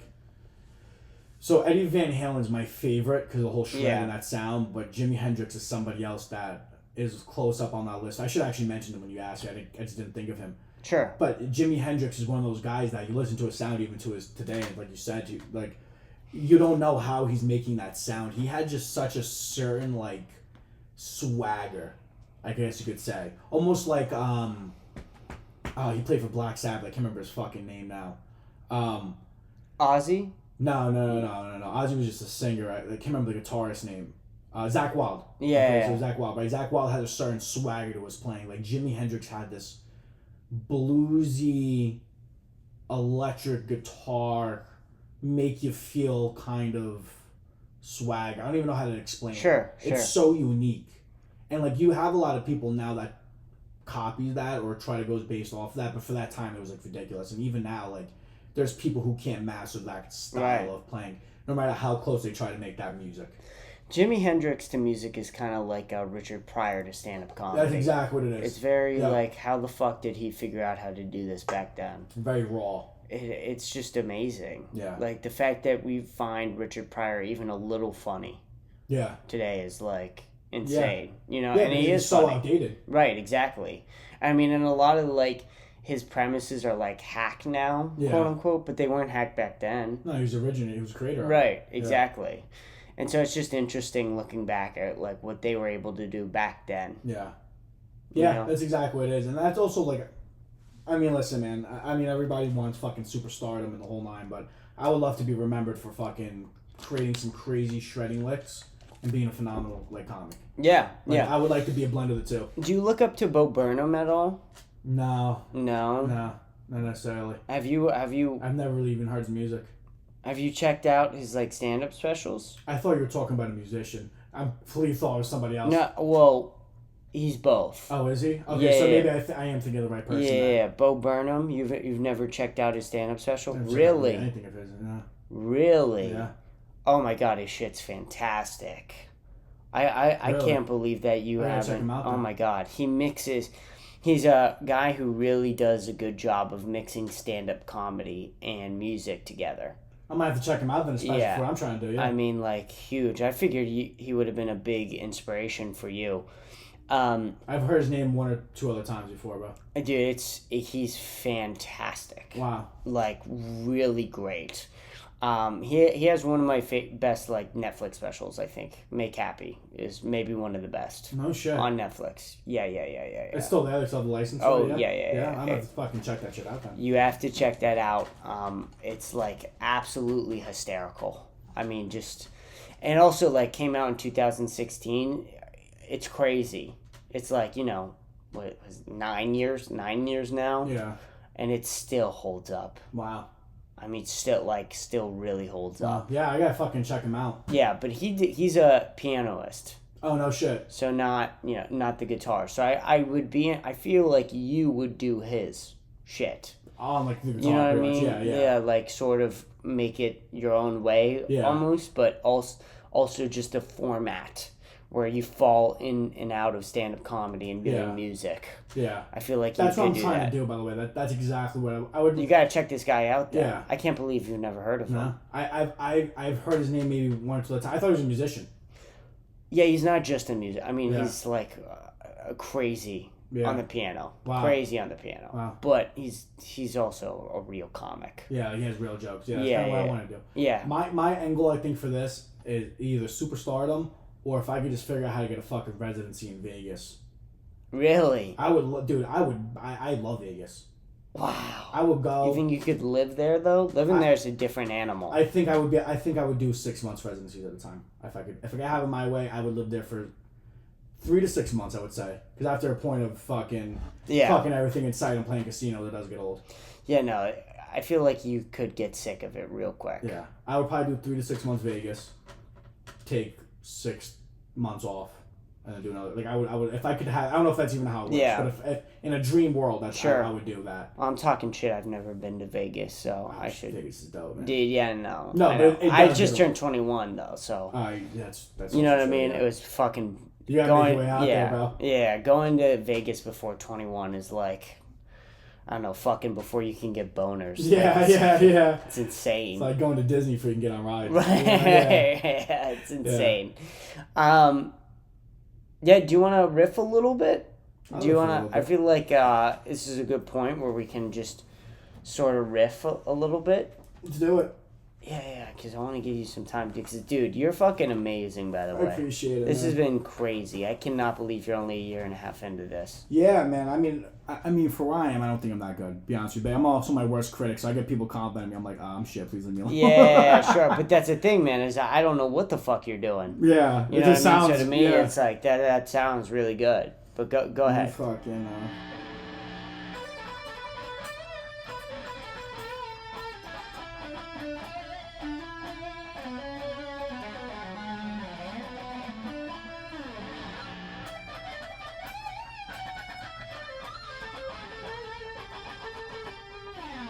trying to think of this random shit to play. Oh, you want to play some wrestling shit?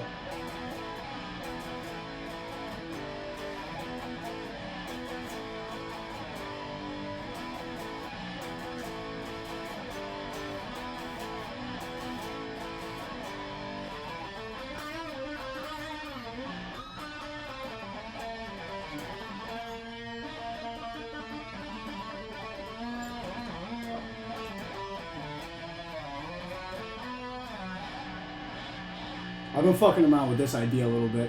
Alright. Hit me with it.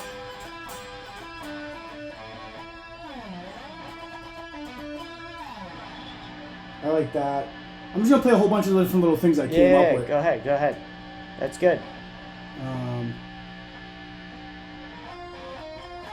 Yeah.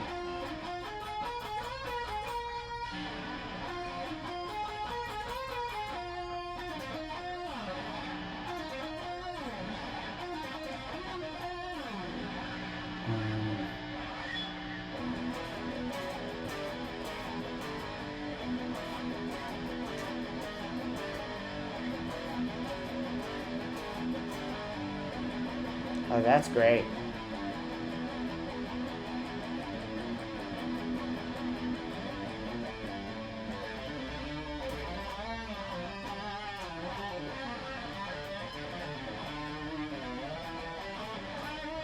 I don't know. Let's go. I've been kind of flirting with this a little bit. I don't know how I'm gonna.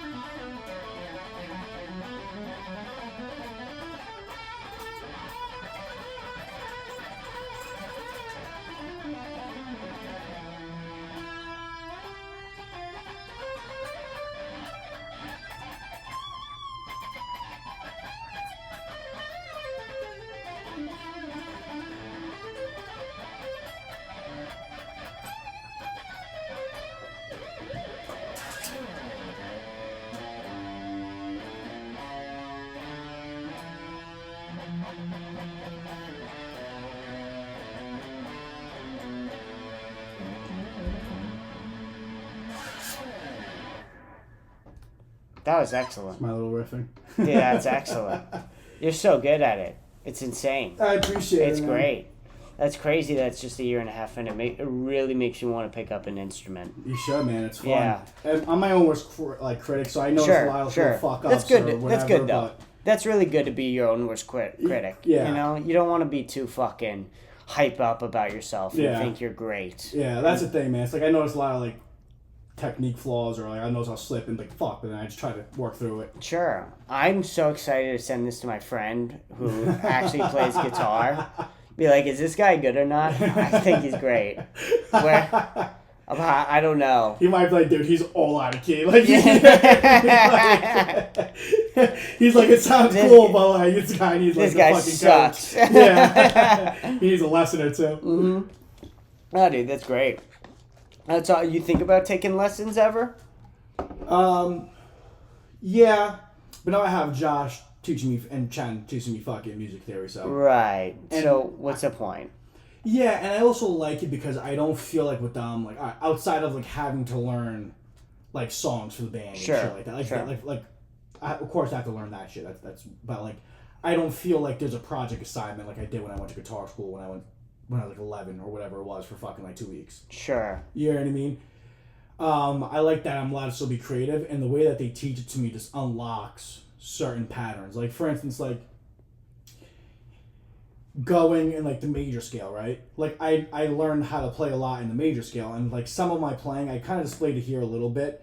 Some of my playing is very minor, where it's like that, almost like it sounds like I'm shredding for the ages. Yeah. And then some of it's real like poppy and bum bum bum bum bum. You know what I Yeah. mean? Like, so like I'm learning the difference between those two and like how to really start more creating different sounds and shit. Actually, like something like this. I'll pop it out real quick. Yeah, please. I won't strap up. I'll just fucking be quick. But something like just playing like shit. Like I don't know. It's just like I don't know. To me, it sounds like or this is actually more popular. Like that, or like a lot of like this sound too, where it's like.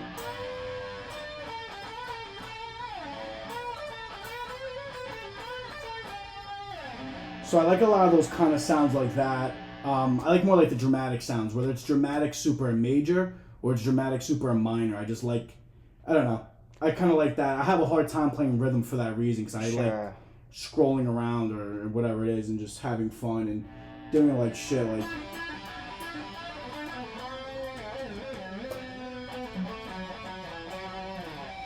Like I just like doing a lot of that shit, but it's cool because they opened up my mind and shit. I'm starting to learn scales So like I'm starting to see now.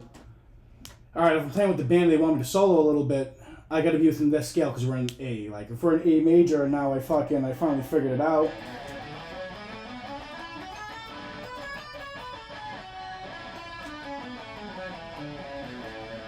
So like now I know I gotta stay within there to fucking shred or even move down, but I only know one position. So there's a lot of like restrictions you have right now. Yeah, there's a lot of restrictions, but there's also a lot of creativity within those restrictions that I'm starting to explore that I think is making me a better player already. That makes sense. How do you come up with like riffs and stuff? How do you do that? Do you have to sit at the guitar and just strum along? You can't just like it's not like a bit where it can come to you in the shower. A little bit of both. A little bit of both. There's times in my where I've where I've tried certain things or different sounds, and I hear it in the shower, and then I can kind of play it on the guitar. I'm like, oh, this is cool. This is what I thought of. But a lot of times it's, honestly, I do the same thing for stand-up. I just sit there and I just start riffing and rocking out. I'm like, yo, that sounds cool. Like I played that whole one where it was like dun dun dun dun dun dun, and I did like a little shred, and then went dun dun dun dun dun dun again. I just kept doing it over. Sure. Like I just did that fucking around one day. I was just making a beat. I was fucking bored. It was like 3 a.m. I was high as shit. And I was like, oh, this kind of sounds cool. Let me start fucking around with this a little bit more. You know? Got it. And I kind of do the same thing with stand-up. Like, my writing process isn't sit down with a notebook or my phone. Right. It's me just sitting there riffing and, like, having a fake combo with somebody. Not trying to say funny shit, but just when funny shit comes out, okay, that's something. That makes sense. You know? That's something I could work on. Okay, so, how do you remember your riffs? Do you have to record them? Do you write them down? I write them down the second I get a good idea. Right? So like you write the notes out. Yeah, like I'll have my phone next to me, and I'm like, "Ooh, that's funny," and I'll type it in real quick. Okay, no, I'm not talking about bits. Like guitar riffs. Oh, I just remember them. You just remember them. And honestly, I started recording this past month because a lot of shit that I didn't realize sounds a lot better than what I thought it sounded. Sure. Because I'm the one listening, but when you play it back, you're like, oh, that's fucking, dude, that's money. Yeah, it sounds good. You know, so I started doing that. I'm excited for you to re-listen to this podcast and see what you think. So. Yeah. I am, yeah. Do you have anything like this, or are you just going straight to the iPhone? Dude, I got the recorder app open. Yeah. It's a little bit away from my amp. Yeah. And I just... Well, if you ever want to record something, please just let me know. Dude, we can get you set up. Yeah, we can just set this up for you guys or whatever. We can figure that out when it comes to it. Or even if you figure something out, maybe with like the band, maybe you and Chen like want to record a song. Yeah. Something we probably should figure out maybe an intro song. I would love that. That would be cool. And maybe an outro song. I told Courtney, if we ever wanted to do that. I think it'd be cool. I think a cool outro song. I was telling Courtney, because we all we play sometimes we'll play just shit randomly, and sometimes we'll play an actual song. Yeah. I was telling Courtney, the song, it's the end of the world. I want to do it's the end of the show as we know it. I want to do everything like that. Yeah. I think we should do an intro song. I think that'd be fucking badass. Yeah. I think we have a lot of creative people we could do something. And also, you are right. We should get a soundboard with our own sounds. Yeah. You know what I mean? That would be cool as shit. Yeah. Radical racism. Yeah, that's it. That'd be great. Yeah. Great. All right, man. Do you have anything else you want to talk about, or I think we've covered just about everything. Yeah. We're about 2 hours, 2.5 hours into this podcast. Fuck yeah, it's a good podcast right there, baby. Dude, yeah, no, that's great. It was a lot of fun, man. It's my first time too. You pop my fucking podcast, Jerry. It's great. Yeah, I'm so glad that we got to pop it, dude. Yeah. Hopefully it wasn't too bloody. I'm sliding off the seat right now. No, maybe we should come back though, for sure. I would definitely like to have you come back. Yeah, maybe even once a month. That would be great. Yeah. We'll figure out something to do with along the vibes before and after podcasts. Yeah. Sort of type thing. And thanks, man. Dude, I really appreciate you doing this. Dude, thank you, man. Thank you. It's fucking awesome. Yeah, absolutely. All right, peace out, guys. Have a good one. Bye, everyone.